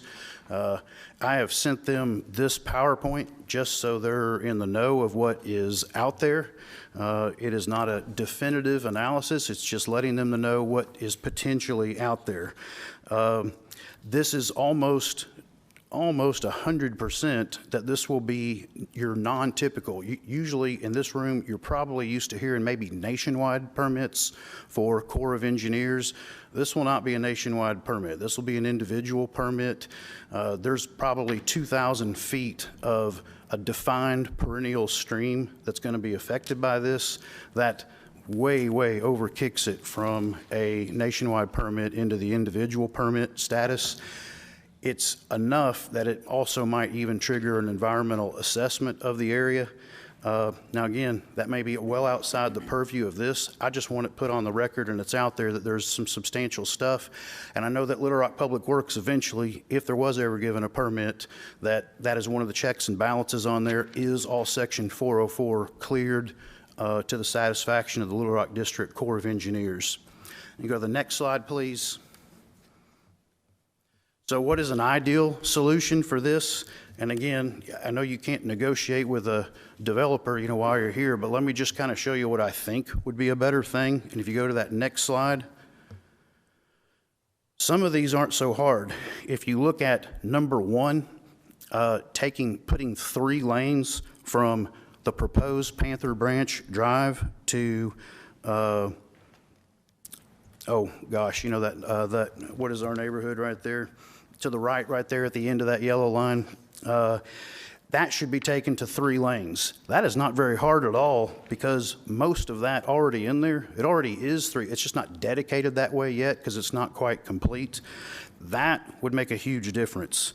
We would like a light at Woodlands Edge, and you know, you may laugh at what we would like, but we've already thought in Woodlands Edge we need a light before this development was even added, and now we're talking about adding even more on there.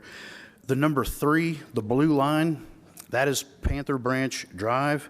I think that is clearly a better solution for the outgoing traffic for this proposed development on the west side of there. And that number 4, we'll be diligent in Woodlands Edge, making sure that and tracking with the Corps that any 404 permitting is certainly being taken care of. We'd love all of that to be done. If all that was done, our opposition would vanish in a New York second. And that next slide, please. Doris Wright, Director Wright, she's our Ward 6, so I have talked to her about this as well. So she's in the know as our plan to oppose this, and we'll just keep her on track as we understand it. If you were to vote for this, the next step would be to go to the city directors, and we'd worry about that then. And if you go to that last slide, or almost next to last, I'm sorry, go back up one more, please. Oh, I'm sorry. You're right. It's another slide that's actually in your printouts that's not on this PowerPoint right here. So what are we really trying to say? The main opposition is this additional and unneeded traffic on Woodlands Trail and Canis. I think I already heard it mentioned in here. Everyone knows Canis is already a mess. Well, this is making Woodlands and Canis a super hot spot for traffic, and the residents of Woodlands Edge, the residents at least, sure don't want that. There's a room full of people out there that don't want it, and some people in here that don't want it. I want to also point out on here, let's go to the City Street Master Plan. Woodlands Trail is designated as a collector. It's an under-designed collector. It's supposed to be 36 feet wide. Well, it's that width at the front. It's only 28 feet wide throughout. It is a under-designed collector street. Panther Branch on the city master plan is a minor arterial. And to give you an idea of the difference between the two, a collector at max is designed for 5,000 vehicles a day. Panther Branch Drive is a minor arterial. It's designed to carry 18,000 cars a day. Clearly, it would be a better balance of traffic to make traffic go out Panther Branch. Now, I know you can't make that a condition, but since it's not being proposed that way, we very, very much hope that you will say no to this development and help make the lives of our Woodlands Edge people that much easier. Thank you. Mr. Abramson.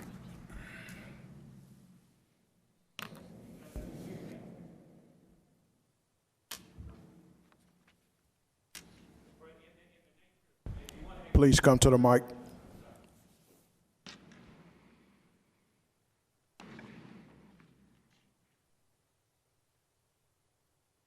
In the nature of expediting time, my name is Ross Phillips, and I'm representing the POA of Spring Valley Manor. So a lot I have to say would tie in with Wallace. So if if I could go ahead and maybe jump in front of wherever the cards are, if that's okay with whoever's next. Feel free. Thank you. What Wallace said is some of our concerns. Cooper Orbit Road is our main road into Spring Valley Manor. And it is going to be, as part of this application, it is going to be abandoned. We're not against the development. The type of project that Mr. Smith has planned is fine for that neighborhood. He does a good project. I'm sure it'll be good as single-family housing. That we're not against the project. What we are concerned about is timeframes on the project, the abandonment of Cooper Orbit Road. A lot of what depends on us, as Wallace brought up there, was this Panther branch. Panther branch is partially built, that Mr. Smith did when he did the McKenzie Apartments. He built a portion of that road, but there is nothing in the works from anyone I have talked to about the completion of Panther branch, which would be our access after Woodland, after Cooper Orbit is abandoned as part of this project. So there is no time frame. There is nothing there saying when and who is going to build out Panther branch. My understanding is the city has got the right-of-ways now, and the county has worked together and got the right-of-ways to do this, but the developer doesn't want to pay for it. The city doesn't want to pay for it. The county doesn't want to pay for it. So it's an unknown quantity out there for a long period of time. It's just when Panther branch is going to be completed over to Cooper Orbit Road. So that is one of our primary concerns.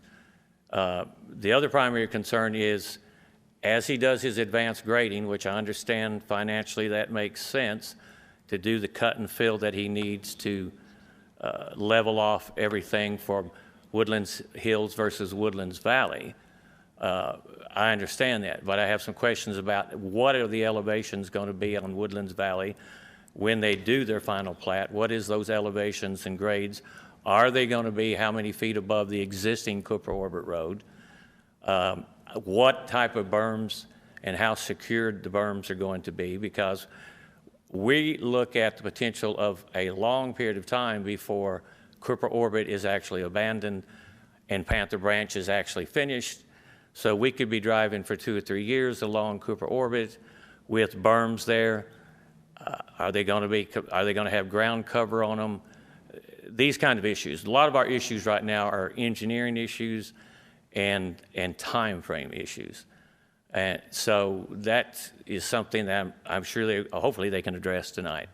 But the other question is, Cooper Orbit, I'm assuming, from what I could tell, is going to be back alleys for that last phase 4. I'm not quite sure about what is going to happen to that asphalted Cooper Orbit Road. And the other question is, when they annex this whole project into the city, does Cooper Orbit come in as, I'm assuming Cooper Orbit will come in as part of that annex, and does the city now become responsible for the maintenance and the drainage issues we already have there, because it's county property now? So I've got some other issues, but I just wanted to throw these in conjunction with what Wallace had said, because a lot of this stuff I think will have to be addressed from the engineering point of view for Mr. Smith and from Public Works. So that's all I have at this time. Thank you. Now, I would note it's been 25 minutes, so we're shooting for 30, but let's try. Okay. Now, was Mr. Abramson?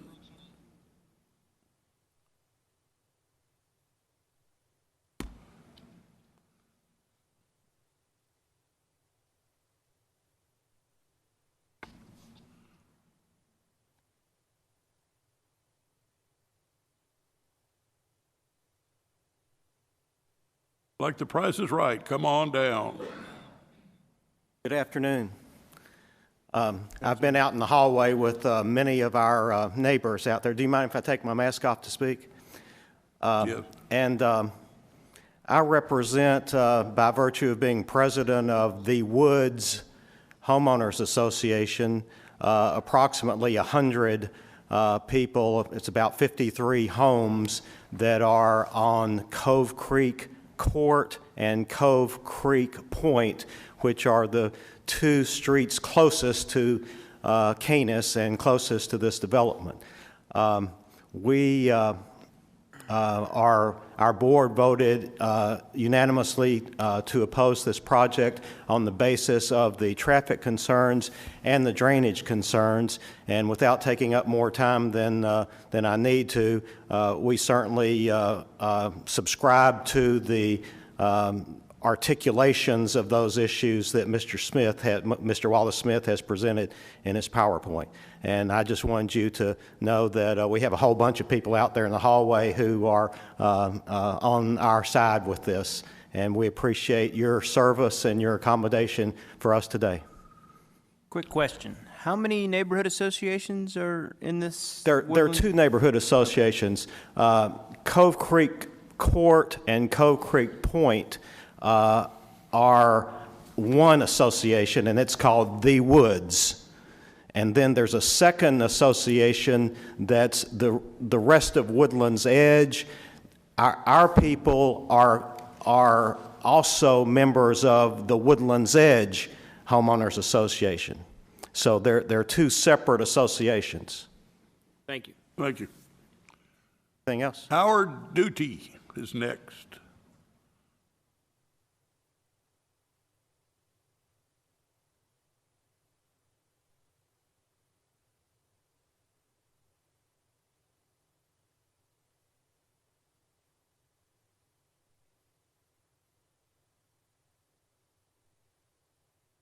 Left. Stephanie Day, D-E-Y.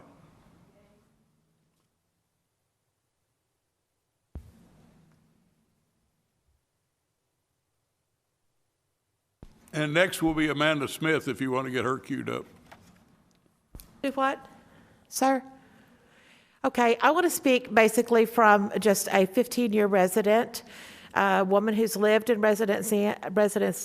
resident at Woodland's Edge for 15 years. We love our neighborhood, and we feel like all the things that Mr. Wallace spoke about is very true, but just from a plain sense of over 600 homes having two entrances and exits. Imagine getting up in the morning trying to take your children or grandchildren to school and being stopped. So those are my concerns. I know all the other concerns that Mr. Wallace Smith spoke about are true, and we've looked them over completely, but we were never properly informed of these developments. We got information at the last minute, and we thank Mr. Smith for coming up with this from a civil engineer's point of view. But I wanted to come and speak to you all today as a resident, 15 years in that neighborhood. We believe in development, but we need for it to be not just voted on by the board, but by the residents of that association and that community. It's very important to us to be able to exit and enter and not be bottlenecked up in that area. We'll never get out if we don't have stoplights, because we're already stopped from the Brody Creek entrance on Bowman. That we don't even go that way anymore because it's so bad. The only way we can enter and exit basically right now is Canis. So that's what I wanted to come and say before y'all today and let you know how I feel. Thank you. Thank you. Amanda Smith.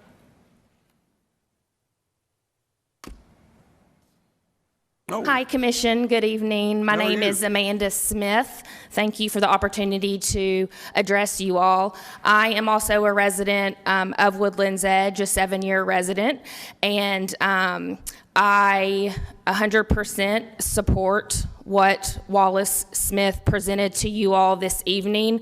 I am very concerned about the traffic congestion at Woodlands Edge and Canis.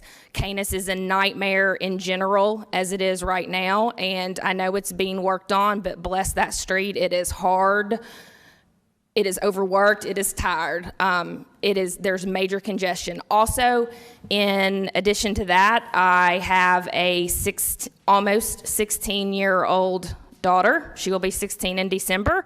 So we will have a new driver on the road as well. And there are a lot of young families in Woodlands Edge with teenagers and teenage drivers. And just, I have concern for her as well. So I am speaking on behalf of myself and what I feel, and also I am being a voice for my daughter, who is a new driver on the road as well. Additionally, I'm not opposed to development. I understand that developers develop, and Little Rock is growing, and we have good things going on. Just very concerned with how the situation is at the moment, and also with some new things that have come to light that were in Wallace Smith's presentation that you all heard about tonight. So thank you once again for the opportunity to address you all, and we appreciate your time and consideration. Thank you. For what it's worth, it's been 30 minutes, but let's go ahead. Dan Veach. Dan? Don? Dan?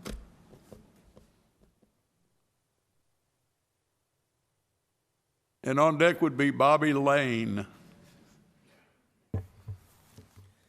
Thank you, Board of Commissioners. In 2015, the Planning Commission approved a rezoning of the area between Olds Road and Point Brody Apartments, and they were misled by the Woodlands Edge POA board, and thank you. And the board said that they supported the rezoning when they did not really represent the people of Woodlands Edge. And every meeting in 2015 was a closed meeting for the board to its residents. It was never posted. Nothing was ever posted. No minutes, nothing. And the future meetings of the board in 2016, 2017, 18, 19, and 2020 were not advertised and closed to the public. And now they're again saying that they are supporting the issue here today, when they really do not, really know what the people, the residents of Woodlands Edge want. And so they can't really represent us. And also, when they sent out an email at 2:10 today giving us their position, it lets you know that there's something wrong. Anyway, I respectfully ask the commission to table the request and to allow the Woodlands Edge residents to let you know where they stand. And if you can't do that, then I support Wallace Smith's proposal. Thank you. Thank you.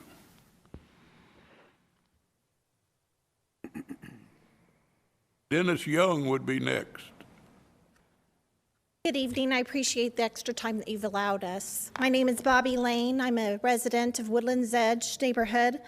Back in August, I did send an email to every member on this board regarding this issue, and then it was tabled. I got a response back from one member that said it had been tabled, so I knew that it might come up again, and so here I am. First of all, I appreciate the thought of a traffic light by the developers. I do appreciate that. But I do oppose this plan as it is written, as there are repercussions to what they're wanting to do. There will be an adverse impact on our community. The COVID traffic study during a COVID time is way different than what it normally is. That intersection is a nightmare. So the traffic study is not really accurate to what it was or what it will be. I also have concerns about when another development was being discussed in 2014 at a meeting here, the traffic was already an issue, and that was back 6 years ago. And it was ordinance number 2903, Z5503D, if you want to look back at it. But it was already discussed back 6 years ago that was a traffic nightmare. There's new apartment complexes that are going in at Cooper Orbit and Canis, possibly by the same developer. That adds to the traffic on Canis in that same area. The new apartments at Canis, down the way by the Come and Go, there's two new developments across from Baker Elementary that are not completed yet. They will add to the traffic as well on Canis in our community. There's concern for Panther Branch Creek flooding from the saturation of the land left after they build those developments on that wetland. I also am concerned about, we pay HOA dues to use our green space and our trails and our hikes and facilities, and I'm concerned about how that's going to be relayed to these new developments. Again, I respect the board's decision to listen, and we have faith that you'll do your due diligence and do further study on what is happening with this plan. Thank you. Thank you. Dennis Young.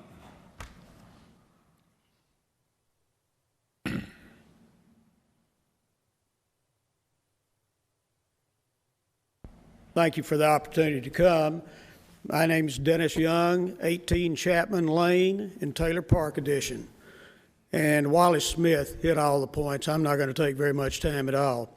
I just want to reiterate 3 things. 1, total confusion on this issue. 2, land swaps. These have only been recently learned of by most of us. And C3 and C1 zoning, we don't need that. Not any of us out there. Taylor Park doesn't need it. Woodlands Edge doesn't need it. Thank you. Thank you. Those are all the cards I have. Let's go to the internet now. How about our good friend Ruth Bell?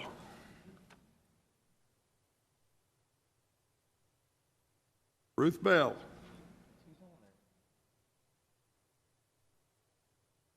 Hear me? Yes, I hope. I'm Ruth Bell with the League of Women Voters, and I'm really concerned about the traffic implications for this project. When all those projects are built out, there will be an immense amount of traffic dumping on one small street that goes up to intersect with Canis, which is already very busy. And in spite of the fact that Ernie Peters says it's okay, I don't think it would be, nor do I think that the immediate plans for the city of Little Rock to improve streets in that area would be able to catch up with the immense amount of traffic generated. In addition, on item 11 of this 4 items, we have concern about the shortened setbacks on all 4 sides, and would like more information about why the applicant would like to have those setbacks. What particular reason does he offer? And because of the very pressing traffic concerns and our questions about the lack of the setbacks in item 11, we would ask that this item not be decided until there are some answers committed to by the applicant that would help not only our concerns about traffic, but everybody else who's able to sit in that room and tell you face to face. Thank you. Thank you, Ruth. Margaret Birdson.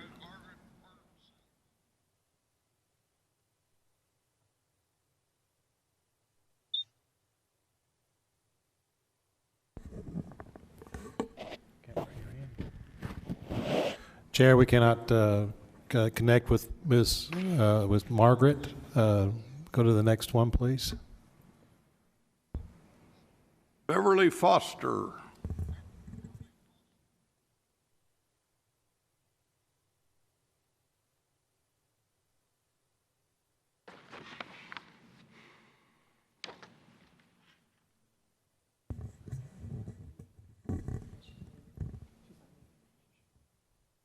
Ms. Foster, you're on.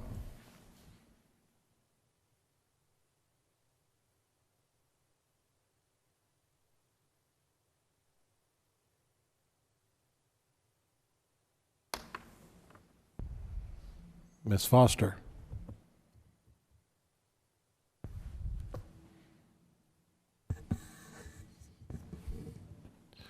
The next chair. Next. Pat Albert, Ms. Pat Albert.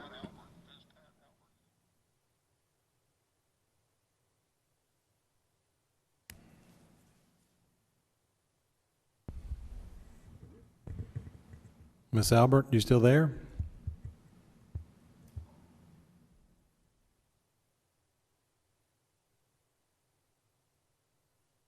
Okay.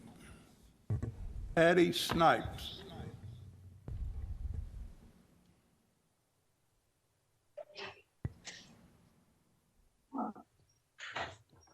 Ms. Snipes?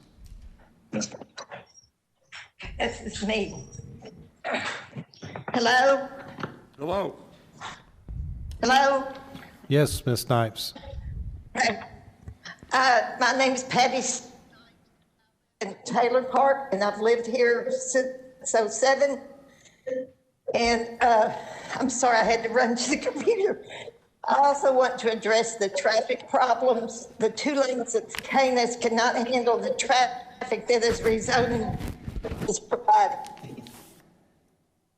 Why can't the new construction items wait until Canis Road is widened? Doing piecemeal widening by the contractors will not help. Please help us. It's hard enough to get on Canis as it is. Also, it's my understanding that one of the rezoning to C3 with a pickup or drive-through option is not a good idea. This kind of establishment creates trash and noise pollution from the ordering of food in the drive-through. It will also back up to those of us that live in the west side of Taylor Park. Please do not rezone these areas to C3. Thank you very much. Thank you. And that concludes the speakers from the opposition. Would the applicant care to come address those concerns?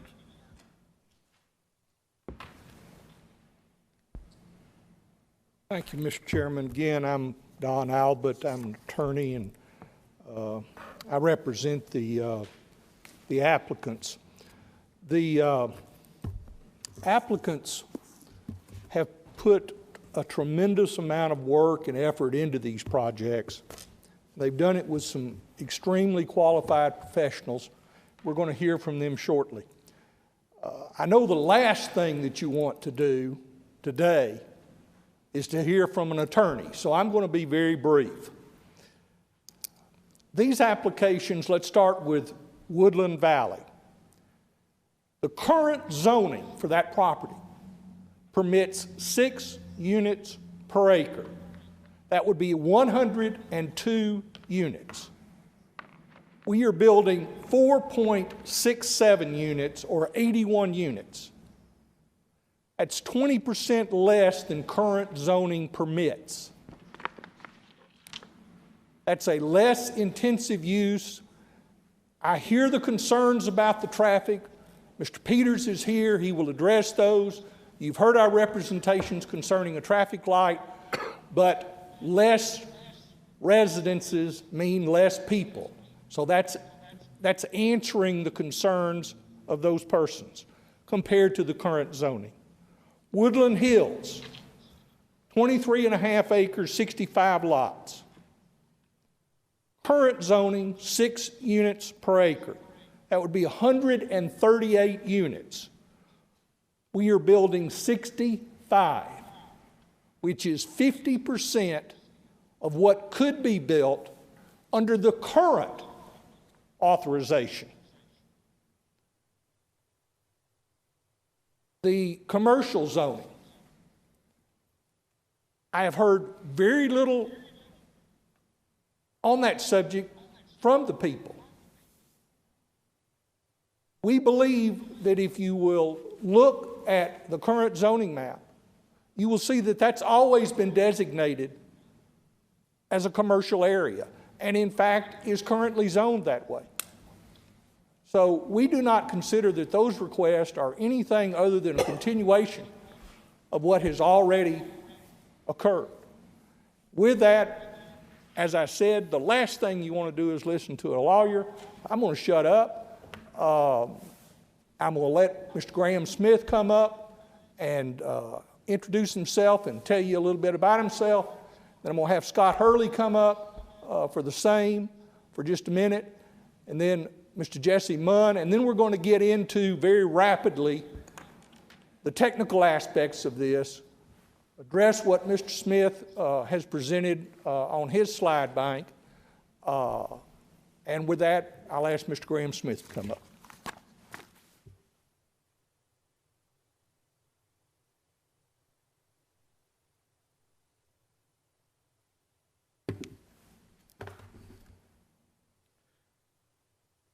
Hi, my name's Graham Smith.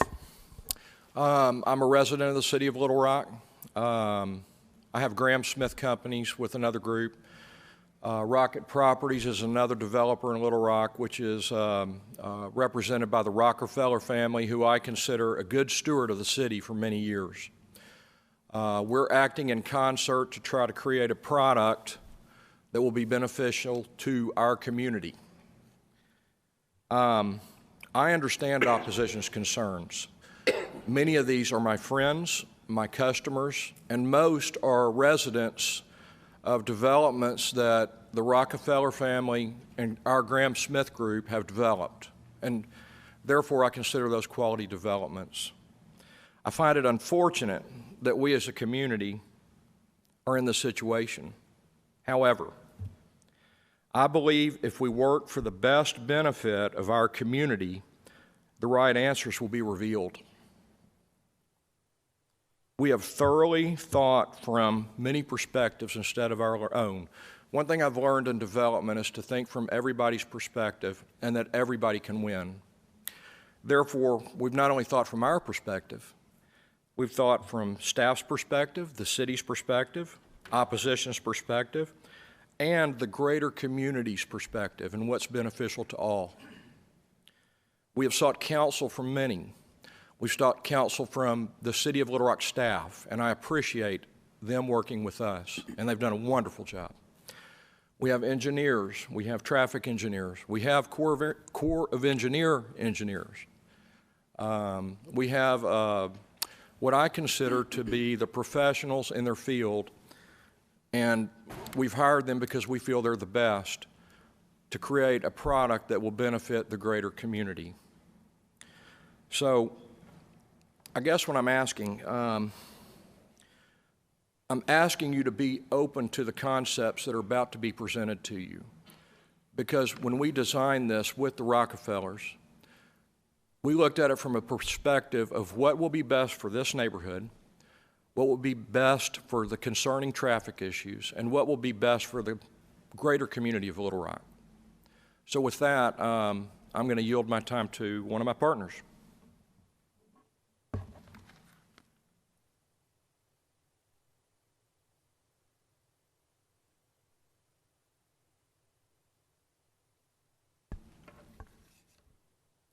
My name is Scott Hurley, and I'll also attempt to be brief. I know it's been a long night. I have run Arkansas Land and Realty for the last 15 years here in Little Rock, and our office is just off of Canis Road. We have developed and built and sold more new construction in West Little Rock than, I don't know how many, but quite a bit. And as Graham stated, we look at these projects and we try and figure out where is the need. Not where are we going to make the most money. If we're going to make the most money, we try and add on to our apartments, or we try and get the density to meet the zoning and go from that route. What I want to assure the commission is that, as already stated, we've thought about this, we've looked at it from a lot of different angles, and assure you the demand is there for what we are building. There's a diversity in pricing, there's a diversity in lot sizes, bigger homes, smaller homes, and we have spent a bunch of time researching where the demand is. So I feel like the demand is there. We currently have 3 subdivisions in West Little Rock. We have 30 homes under construction, and there's not a single home for sale that's finished right now. I think this is going to be another great project that we're excited about. We're already getting phone calls of people interested in building with us out there. And I think as the engineers will speak to, it also solves some problems because Canis is an issue, and I think we are addressing it, and this will actually be a help. I appreciate your time.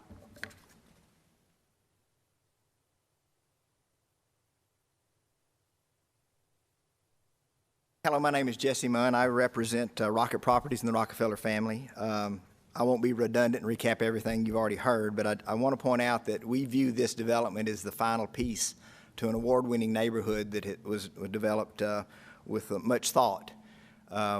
We understand the concerns of the residents, my neighbors, and we've gone to great lengths in hiring engineers and people to try to address those. We've agreed and going to build a 50-foot evergreen dense buffer against Taylor Park next to the commercial area. We worked with Graham on the green spaces, some undisturbed next to the homes on the south. We are asking for C3 zoning, but we believe that had already been agreed to in the past. It's just something that we're putting in place. We developed nice parcels. Mr. Albert pointed out we took the 2 car dealerships on Chenal that were vacant, turned them into 2 of the nicest restaurants, Arthur's and Ocean's in Little Rock. In Riverdale, we took an old Mercedes dealership, tore down the old part of it, redeveloped it into a very nice Service King service facility. And we're not going to do something out there that's going to detract from the neighborhood we spent years building. The Rockefeller family buys and holds whatever they build, they keep. We still own all these properties that I mentioned. And much has been made about notice and confusion on who knew what. After these projects were filed, I took the time to meet with the Woodlands Edge Community Association Board of Directors. I also met with the Woods Board, and then I met with Judge Abramson, who addressed you individually. Later on, I hosted a community meeting open to the entire Woodlands Edge neighborhood in the parking lot, and invited Mr. Peters and the 2 engineers to address any questions that they had. So I think there was an ample opportunity to present this development and answer any questions on that. Last thing, whatever we do there will be, I can assure you, will be a nice project. Thank you so much.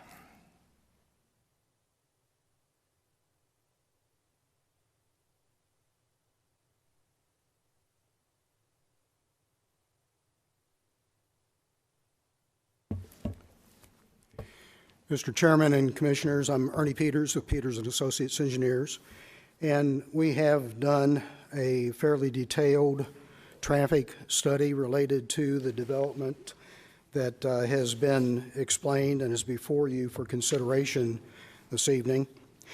And I'd like to offer as much information as you want. I can do that in the form of answering questions, but before I do, let me explain first the general nature of what we studied and what our findings and recommendations are as a result of that. We studied a total of 5 different conditions or scenarios, as I've referred to them, that relate to the potential development of the area. Those include, first, the existing traffic conditions that exist out there in the area of Woodlands Trails and Canis Road. We took traffic counts in September after schools, most of them, or some of them at least, were back in session. It was commented on by a couple of the opposition speakers, including Mr.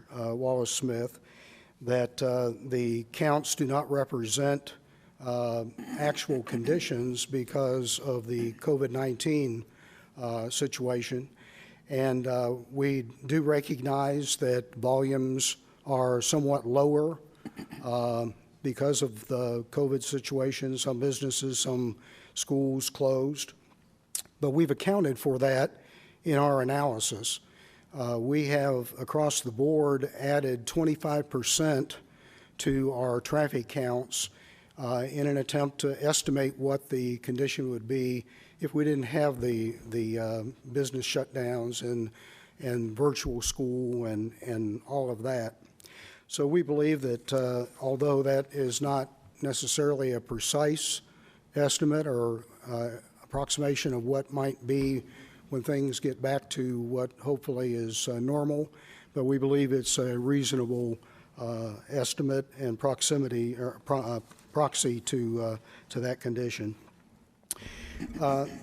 In addition to that first condition that we analyzed, we looked at an alternative to what has been presented to you in these applications, and that is with different residential development, perhaps a different lot layout with different access on the west side of Woodlands Trail, the area of Mr. Hastings' property, and on the east side of Woodlands Trail, between Woodlands Trail and Taylor Loop, or Taylor Park.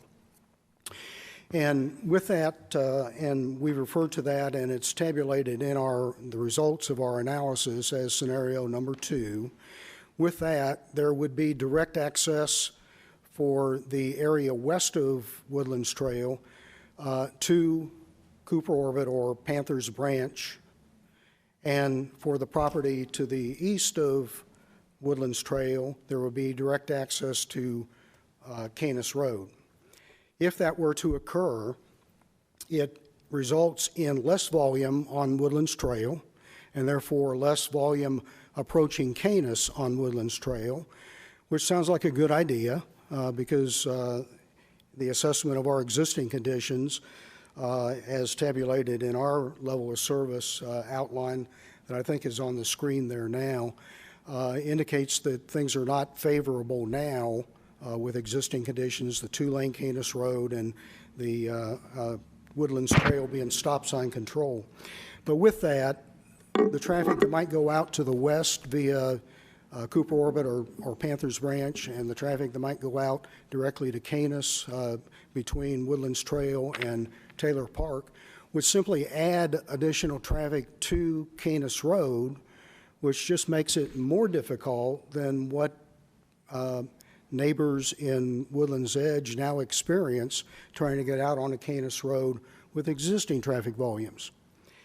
So what we did, we looked then at a couple other conditions. One was what if the development were to occur like has been proposed, but without the commercial development, but with no improvements to the intersection of Woodlands Trail and Canis Road. And that was not a favorable condition either. That's scenario number 3 that's tabulated there on the graphic in front of you. So we didn't stop there. We said, well, what about what is being proposed? Woodlands Edge North Slope as proposed, including the commercial development. We found that that too does not work unless we mitigate by making some improvements to Canis Road and add a traffic signal to the intersection of Woodlands Trail and Canis Road. As Mr. Smith had indicated that it would be desirable to have a 3-lane section. There almost is in some sections there, but what has been proposed and agreed to by these developers is to do some widening east of Woodlands Trail to accommodate a westbound left turn lane in Canis Road, where someone wanting to go west and turn south onto Woodlands Trail would be able to do so, have a dedicated lane, get out of the through traffic lane and therefore not impede that traffic. But with traffic signal control, they would have the benefit of a left turn phase to accommodate that movement, but also the people coming out of Woodlands Trail and all of the commercial development that is proposed and each of the subdivision areas that are proposed would be able to take advantage of that traffic signal. During the neighborhood meeting that Jesse referred to, there was question that came up about the operation of the first roundabout south of Canis Road and whether or not it would be overtaxed with the additional traffic that would be generated by these areas. We looked at that, we looked at it in detail, and everything works fine there. The existing traffic volumes on Woodlands Trail is about 2,700 vehicles per day. That's a two-way, 24-hour traffic volume. Existing traffic volumes out on Canis Road are about 10,000 vehicles a day. So they're significant. Now, with the development as proposed, the volumes on Woodlands Trail would increase to about 3,600 at the highest point, that is closest to Canis Road, vehicles per day. But I'd like to point out that with Woodlands Trail being a collector street, and it is a 60-foot dedicated right-of-way from Canis Road all the way down to the first roundabout, and is at 36-foot wide width. The service volume, the typical service volume for a collector road per the city's master street plan, is 5,000 vehicles a day. So even at full build of what has been proposed, and also taking into account existing traffic volumes on Woodlands Trail, that volume would not exceed that desirable service volume that the city recognizes per their master street plan. Canis Road is planned to be improved. The exact timeline of that, the city has not determined, but they will eventually widen it to a 5-lane roadway. So the improvements that these developers have agreed to widen, make interim improvement widening to Canis Road and to install the traffic signal would serve for that length of time between the time it's built until the city can come along and do the full 5-lane widening on Canis Road, and would serve it well. We've analyzed it, and the scenario 5A that is at the bottom of the chart there, I think you may have to go down just a little bit further if it's not displayed there. Everything is C or better, C as in cat or better level of service, which is about what it is today. But the neighbors and the residents that travel through the area would have the benefit of not only right-of-way assignment of the signal, but also the safety that's associated with the signal. We recognize the city's interest in that signal not being implemented until the warrant criteria spelled out in the manual on uniform traffic control devices are met. We acknowledge that, and I think that's consistent with what the developers have agreed to. The other thing I'd like to point out about the traffic signal at Woodlands Trail, we heard from at least a couple residents from Taylor Park, and I spoke to one on the phone, and I regret that I don't remember his name. I apologize for that. But one thing that the traffic signal at Woodlands Trail would do is provide some gaps in the Canis Road traffic stream to allow the people at Taylor Park more opportunity to enter the traffic flow on Canis Road. So there's some indirect benefit to that subdivision as well. I won't speak anymore unless I can answer some questions that the commissioners may have, or if I've not adequately addressed any questions or concerns that have been raised by the opposition speakers, I'd be glad to do so. Thank you.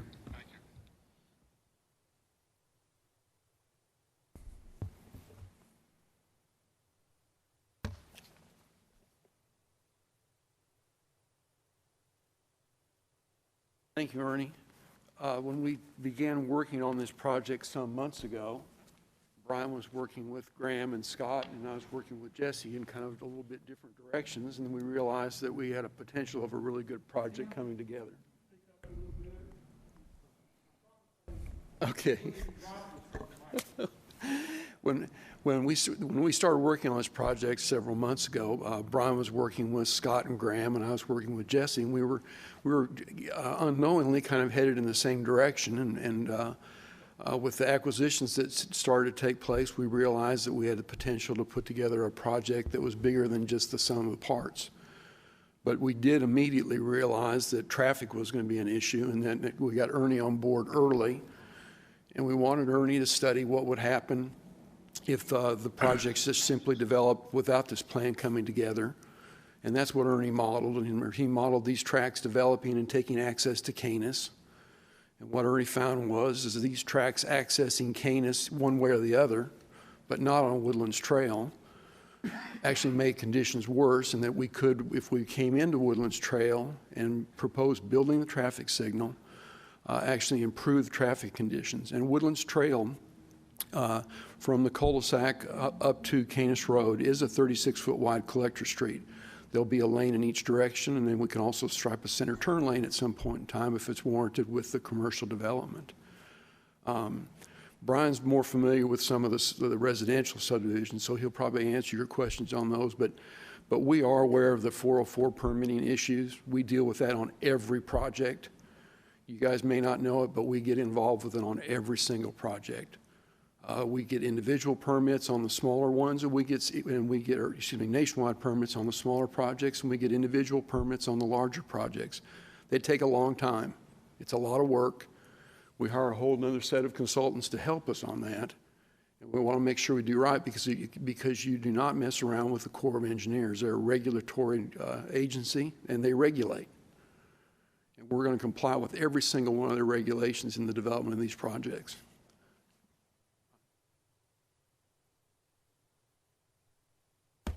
I just had a few things that I heard from people and just wanted to briefly go over.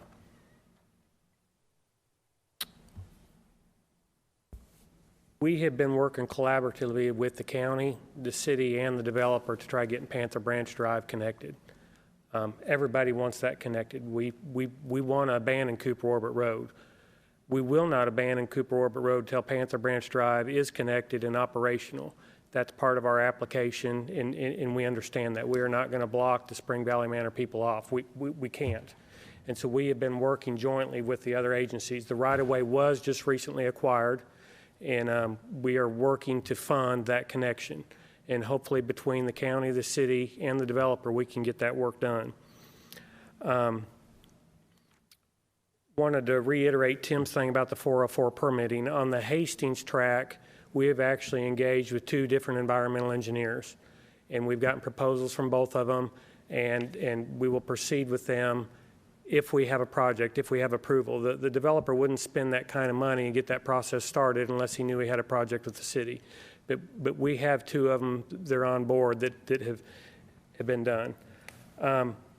What I don't think has been brought up much, or maybe that I didn't hear, is this development is going to do away with Cooper Orbit at the ugly connection at Kirby and Canis. I mean, when Panther Branch gets connected, and it will, that ugly intersection will be a 3-legged intersection. The south piece of Cooper Orbit will go away, and I think there's a lot of people that would like to see that, as well as our developers. So, I mean, those are a few things that I just wanted to bring up that I thought were important, and I'll be glad to answer any other questions the commission may have. Don, do you want to wrap up? How much time do we have left? Stand by. We're at the 25-minute mark. Okay.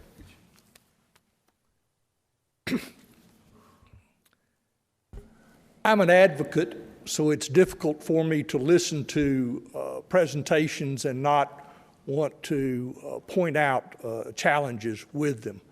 Mr. Smith's presentation was excellent. I enjoyed his slides. He obviously has put a great deal of time, talent, and resources into that, and I have a feeling he's probably done it for the kindness of his neighbors, and that's a wonderful thing. Taking his slides, though, there's one thing that I need to point out. In his redoing of the traffic flow, the exit that he has onto Panther Branch, we don't own that property. It's owned by someone that's not here, that isn't part of this group, that I didn't even know existed until I went online and researched it after I saw his slide deck. So that's not an option. I mean, that person owns that property, and we have no way to obtain it, and I would imagine the price would be prohibitive if we could. The second thing is to voice what Brian said. I work with the Corps of Engineers on a regular basis. I can assure you that if there are Corps of Engineer problems or situations with this property and these projects, the Corps of Engineers will be standing there doing what they do, which is to regulate. So that part of the presentation, which was lengthy, the 404 and the Corps presentation was a large part of that. It will be resolved in keeping with the requirements of the Corps of Engineers. The last point I would like to say is this. Ultimate approval of these projects, according to our calculations, will produce $900,000 to $1.1 million in annual real estate taxes for the benefit of Pulaski County schools. That's every year. That's what progress is. And I would appreciate your support and a positive vote. And we'll answer any questions that you have. All right, commissioners, any questions? Yes. I have several questions. You mentioned the group several times. Can you explain what the development group is? There seems to be several ownership properties in this equation. Yes, sir. And the gentleman from White Daters kind of alluded to that. They were working with two separate groups. One is Rocket Properties, and Rocket Properties was involved with the Woodlands Edge original development. It was the owner of that property. Mr. Munn is here and represents them. They own the commercial lots that are there, and they own the dirt where the access would be to the subdivisions that would be built. So there was a combination of efforts there along with the companies that the Woodlands Hill Company and so forth that Mr. Graham Smith owns. So that's the development group. It consists of basically Graham Smith and his companies, entities that he's formed to do these developments, and Rocket Properties, which, as everyone says, is owned by the Rockefeller family. So you represent both those groups? Yes, sir. And so the Graham Smiths owns the property that the two developments are supposed to be developed on? The two residential developments? Mm-hmm. He has them under contract subject to approval of this commission. Okay. Yes, sir. Now, was anybody trying to ask, I guess it's to the west, southwest, Enderlin, I think is the name of the owners that have that access point Mr. Smith was talking about? Did anybody attempt to try and buy that property too, or is that just hadn't started, didn't go down that path? I can tell you what I hear, and that is that an attempt was made years ago during the development of Woodlands Edge to obtain that property, and it was not successful. I did not know, I wasn't concerned with that, didn't look at that until I saw the slides that Mr. Smith had prepared. Mm-hmm. And when I saw that slide and realized, well, that's an exit road, but we don't own that property, I went and looked to see who did, and I would imagine it's an expensive piece of property. We don't own it. He's not part of any of the organizations that are presenting these applications. I'm sure, that he has his own plans for his own property. Could be. Well, the other questions I have for more clarification, and then kind of a big question at the end. So my understanding is that Cooper Orbit will go to the north to Panther Drive, but when will that happen? The right-of-way has been... Right-of-way has been acquired by the city. Okay. There is a concurrent annexation proposal at the county level that will come to the city for part of this property. The plan, as staff and Mr. Peters says, is for Cooper Orbit to remain just like it is until Panther ties into it, until the funding is determined for that.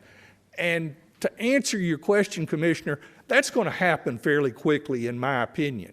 But that's just my opinion. I mean, all that is it needs some money applied to it. Yeah, but that's a city, county, and developer-funded investment. Yes, sir. Okay.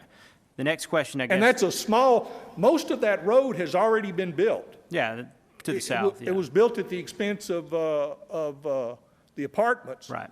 And the piece that's left to go is relatively short. But the land's been acquired, now it's just a matter Yes, sir. All right, just for one point of clarification before I ask my big question, explain to me the obligation the developers have to put the stoplight on Canis and Woodlands Trail. What is that? When it justifies it, or when they start developing? I was confused on that. Well, there's some language in the staff recommendation that addresses it. I think it's to an extent when it's needed, but the point is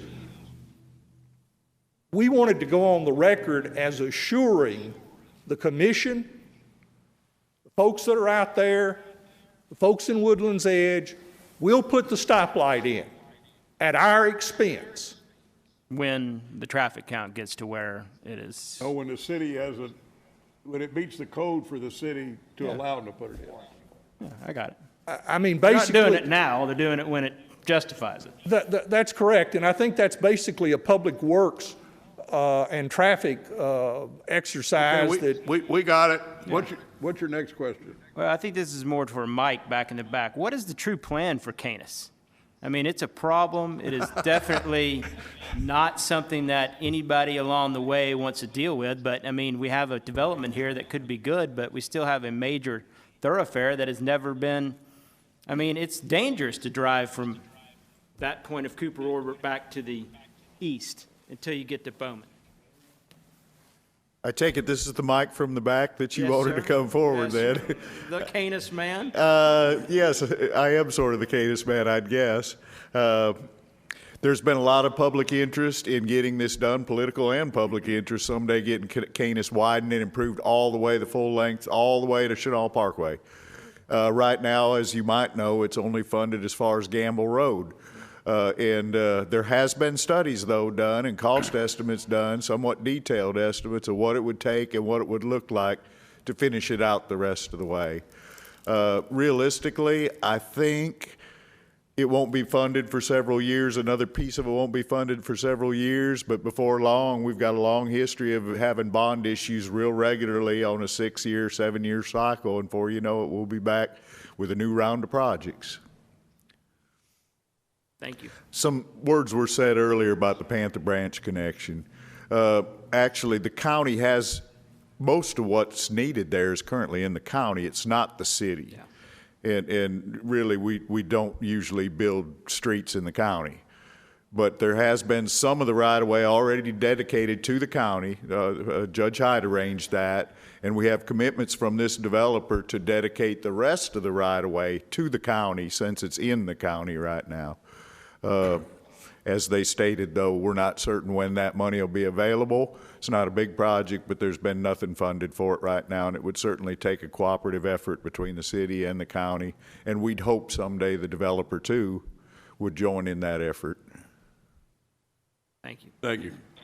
It has nothing to do with this project, but I guess it's just a personal observation I've made over the years, that if you brought somebody down from outer space and showed them a street that was 5 lanes on the north, then 2 lanes in front of the school, then 3 lanes in front of the new apartment house, then 2 lanes, but maybe 3 as it rounds the corner and heads east until it gets to Gamble, where it's going to be 3, until it gets to about where Lowe's is, where it'll be 4, and then from Bowman to Shackelford, it'll be 5, where it crosses and then becomes 4. Now, does that sound like a rational plan? That's my speech. Any other questions? Yes, yeah, Mr. Chair, I got a few questions, and I agree on the observation on Canis. We'll always be catching up. Canis for improvements. The Venerable Mr. Mike Hood, could you come back up, because some of my questions are about with Public Works. It's been a while seeing you. Good to see you. Good to see you too. When is the, and we're happy the developers are assuring to underwrite the traffic light financially. Your estimate, when would that be warranted under code? How close they are to the capacity of being warranted? Well, I believe the study that Ernie did concluded that it's operating around a level of service D right now. And probably the main problem is the left turn movements. And we're having the same kinds of issues over where Cooper Orbit meets. It's the AM peak movements, everybody trying to get to work, everybody trying to get out onto Canis Road. Certainly, just about every situation where you have a collector meeting an arterial, you're going to start meeting warrants when you reach full build out, and the projection is around full build out, it will be meeting warrants at about 5,000 vehicles a day on the collector side. So soon it'll be warranted, or later? It's hard to predict. It's a guess. These studies are a guess. We can study the current traffic, but the rest of it's kind of a guess. Certainly the conclusion is that it will be warranted at some time in the future. Question about hydraulics that's been brought up. The Corps of Engineers, FEMA, doesn't govern the extension of Panther Branch, as Wallace Smith had pointed out. Was a hydraulics study done for the proposed application, though? Or do you know? At the preliminary phase, the studies are very crude. You know, our ordinances on a subdivision would say that you do a sketch grading plan and preliminary to getting your final approval. And then as the design goes on, you do a more detailed study. Those very detailed studies are going to occur throughout, the Corps of Engineer permitting process also. Some preliminary work has been done and was presented with the application, but there would still be more work to do if this subdivision was approved. Well, the reason I ask that is, and this is a platting issue that the city lost the Margeron Court just west of Wingate and Judge Wendell Griffin's court that the city did not require a hydraulic study and should have been. So I'm just, want you to be cognizant of the fact that if a hydraulic study has not been done, you got some exposure there that. Well, certainly White Dater's representatives may be able to comment on that more. But you are correct that certainly some study needs to be done up front. Okay. The realignment of Panther Branch is big, and I know that the city doesn't have as much skin in that game. Developer is proposing to dedicate right-of-way, but there's going to be some financial work to do on improvement in the alignment, the actual physical. And I'm not sure how much the developer is helping with that. Just knowing that the significant abandonment of Cooper Orbit will take place after that happens, that's a big piece of property. So I'm not sure if there's any knowledge of how much the developer will chip in for the alignment of a Panther Branch. Right now, I know of no commitment from the developer. There has been some discussions between Public Works staff and the county about this project, and it's been on our minds for some time. It's nothing new. Okay. Question of staff. Thank you, Mike. Sorry, Mr. Chair, just two more things. The Wallace Smith talked about whether or not those will be undisturbed buffers in item 13.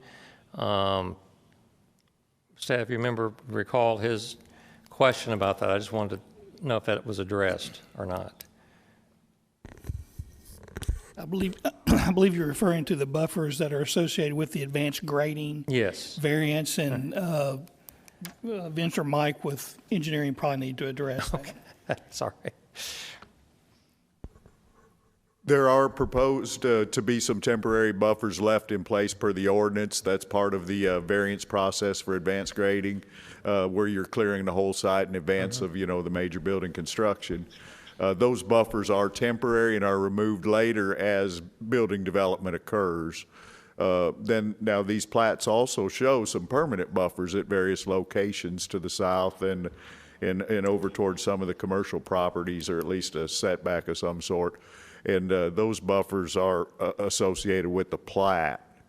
But the preliminary type of buffers would be the berms or maybe undisturbed woods that are left to kind of shield from view the bare ground.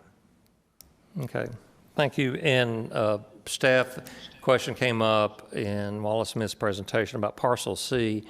It was is that parcel C encompassed in the proposed commercial zoning to the north? I believe that was your question. I wanted to be sure that you don't have to answer it. That means staff needs to answer that. Or you can. I mean, I can't tell if parcel C is part of the proposed commercial Just to zone. clarify the point that I was making, and I think that is the slide, if that's, well, it was tract C on one of these item agendas, and it was called parcel C on another. Right. And I guess if those are not to be separated, if that's part of each of these items, then we would oppose the entire item if that's part of it. The parcel C or the tract C, that is the extent, that is the roadway. Oh, okay. So that's what they separated it out. So that was the tie between the subdivision and the commercial. Okay. That's what I thought. I just wanted to That's be sure. what it is. Yeah. Okay, thank you. Mr. Chair, this is Todd Hart. Can I ask a couple of questions maybe of Ernie and Tim? You can, but case it, all my electronics are down to 6%. Brevity. I think they've answered most of my questions. I just want to confirm just a couple of things. Woodlands Trail from Canis to as you head south on Woodlands Trail and you get to the roundabout, that is 36 feet wide, right? That's correct. That's constructed to Collector Street standards. The pavement's 36 feet wide and a 60-foot wide right-of-way. And Ernie had projected that an additional 900 cars or so would travel from Canis to that roundabout. Correct. I think he said the peak would be about 3,600. Is that correct, Ernie? That's correct. About 3,600, and it's 20. Could you please speak into the microphone? 3,600 is what the projected at full build-out would be. And it's about 2,500 now. 700 now, I think. About 2,600. About 2,600 now. So it's an increase, you're correct, of about 900 vehicles per day. Okay, and I'm assuming, guys, that, I mean, the roundabout was put there for the purpose of shooting off that and creating more residential to the west, right? So this, I don't know if a master plan was submitted from the very beginning for Woodlands Edge that included this addition, but normally when you see those roundabouts, that's why they're there. Tim, did you do the original subdivision? That was not, with the ownership of the tracks right now, Jesse can probably comment to that a little bit more, but that is one function of the roundabouts, is that they let you come off at different locations, and it is a really large roundabout, so it's got a significant capacity. Yeah, yeah. Jesse? Yeah, that roundabout was built exactly for that purpose. We made several attempts at the 40 acres for Mr. Hastings, but the price was never where we could develop it to the density at Woodlands Edge. And so we abandoned that. But yes, that is exactly where that would have accessed that had we been able to acquire that parcel. Yeah, okay. What else, Commissioners? One last quick thing, Mr. Chairman, that I think the thing that I have the most heartburn about, honestly, I love the development and what it's going to do for West Little Rock. The C3 up on Canis that abuts directly the residential, I believe that street is, don't know the name of that street, but it's Taylor Park Loop. Isn't that what it is now?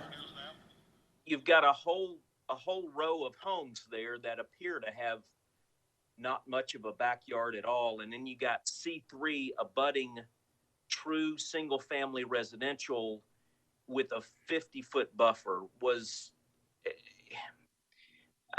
My concern, I guess, would be you normally don't see C3 abutting what I would call R1 zoning. So, Tim, can you speak to that and whether or not discussions were had about making that buffer just a little bit wider?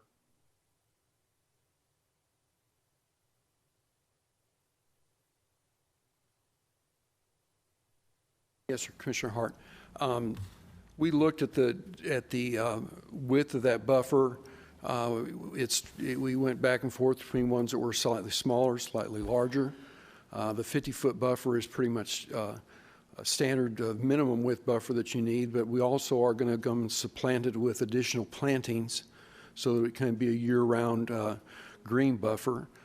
That's also, I think, the maximum buffer width that the city requires when you've got commercial zoning adjacent to developments. I would point out that the area south of this C3 zone commercial property is going to be developed in single-family housing with houses to be built. These houses will be constructed prior to the commercial property being developed by part of this development team. And they feel comfortable building more new houses immediately adjacent to this C3 zoning because of the people who own the C3 property and the commitments they've made to do a quality commercial development. And I think that while it's not disordinary at all. You go down Kavanaugh and you've got C3 uses with people's houses who back right up to them. So I think the intent here is to allow the full range of possible uses, but rely upon the developer and the property owner to come forth with real quality C3 development, or commercial, might be office, but to come up with a really development that enhances and adds the value to the neighborhood. Yeah. Well, do you think, or maybe this is a question for staff, will fencing be required along the eastern boundary of that C3 lot that's closest to those homes? The homes probably have fences now, but then you'll have a 50-foot buffer, and then I assume there would be some type of fencing required for the commercial development. That is correct. Screening is required between commercial zone property and residential zone property. It can be a screening fence, or it can be what is considered dense enough evergreen plantings to take care of the screening, but it is there is a screening requirement. Okay. All right. Thank you. That's all I had. Any other questions? Yes, sir. I just had two final remarks to say. You should have, I suppose you have, Ron Tyne was the original developer of Woodlands Edge and that master planner. Your letter may or may not be in front of you. That roundabout was not intended for that use, and he has stated that in his letter that he has sent to you. That's one item. The other item that was brought up by the attorney for Graham Smith, when I tried to show a westerly connection to Panther Branch, was not indicating that that's the actual path that has to take. They have access to Cooper Orbit, and if Panther Branch is connected to Cooper Orbit, well, therefore, they have access out Panther Branch. I'm not proposing some unobtainable option to exit out that way. Thank you. Would it be time for a motion on number 10? Yeah, yes, sir. Oh, no. Yes. Let's see. I'll make it real brief. I'm a Vietnam veteran, and Wallace is my commander at my VFW post, so I have to defer to him. But don't forget Spring Valley Manor. We have some questions about the buffering. Once this advanced grading, if this advanced grading issue is given, that's all that 42 acres is going to be cleared, cut and filled. We have some serious issues that I'd like to bring up with the engineering and with Public Works to make sure that that buffering is some sort of permanent ground covered whatever, because with the unknown factor of Panther Branch, we could be going down Cooper Orbit to Spring Valley Manor for quite a long time before Panther Branch ever becomes our access point. So that's all I want to throw in there. Thank you. Thank you for that. Is there a motion on on item 10. I move to approve Yes, item 10. Yes, Chairman Latour, I move that we approve item 10 as presented with all staff recommendations and conditions. Moved and seconded on item 10. Yes. Is there a second? Second. Good. Roll call Item vote. 10. Roll call You'll call vote. the roll, please. Barry. Aye. Benton. Yes. Brock. Yes. Brooks. No.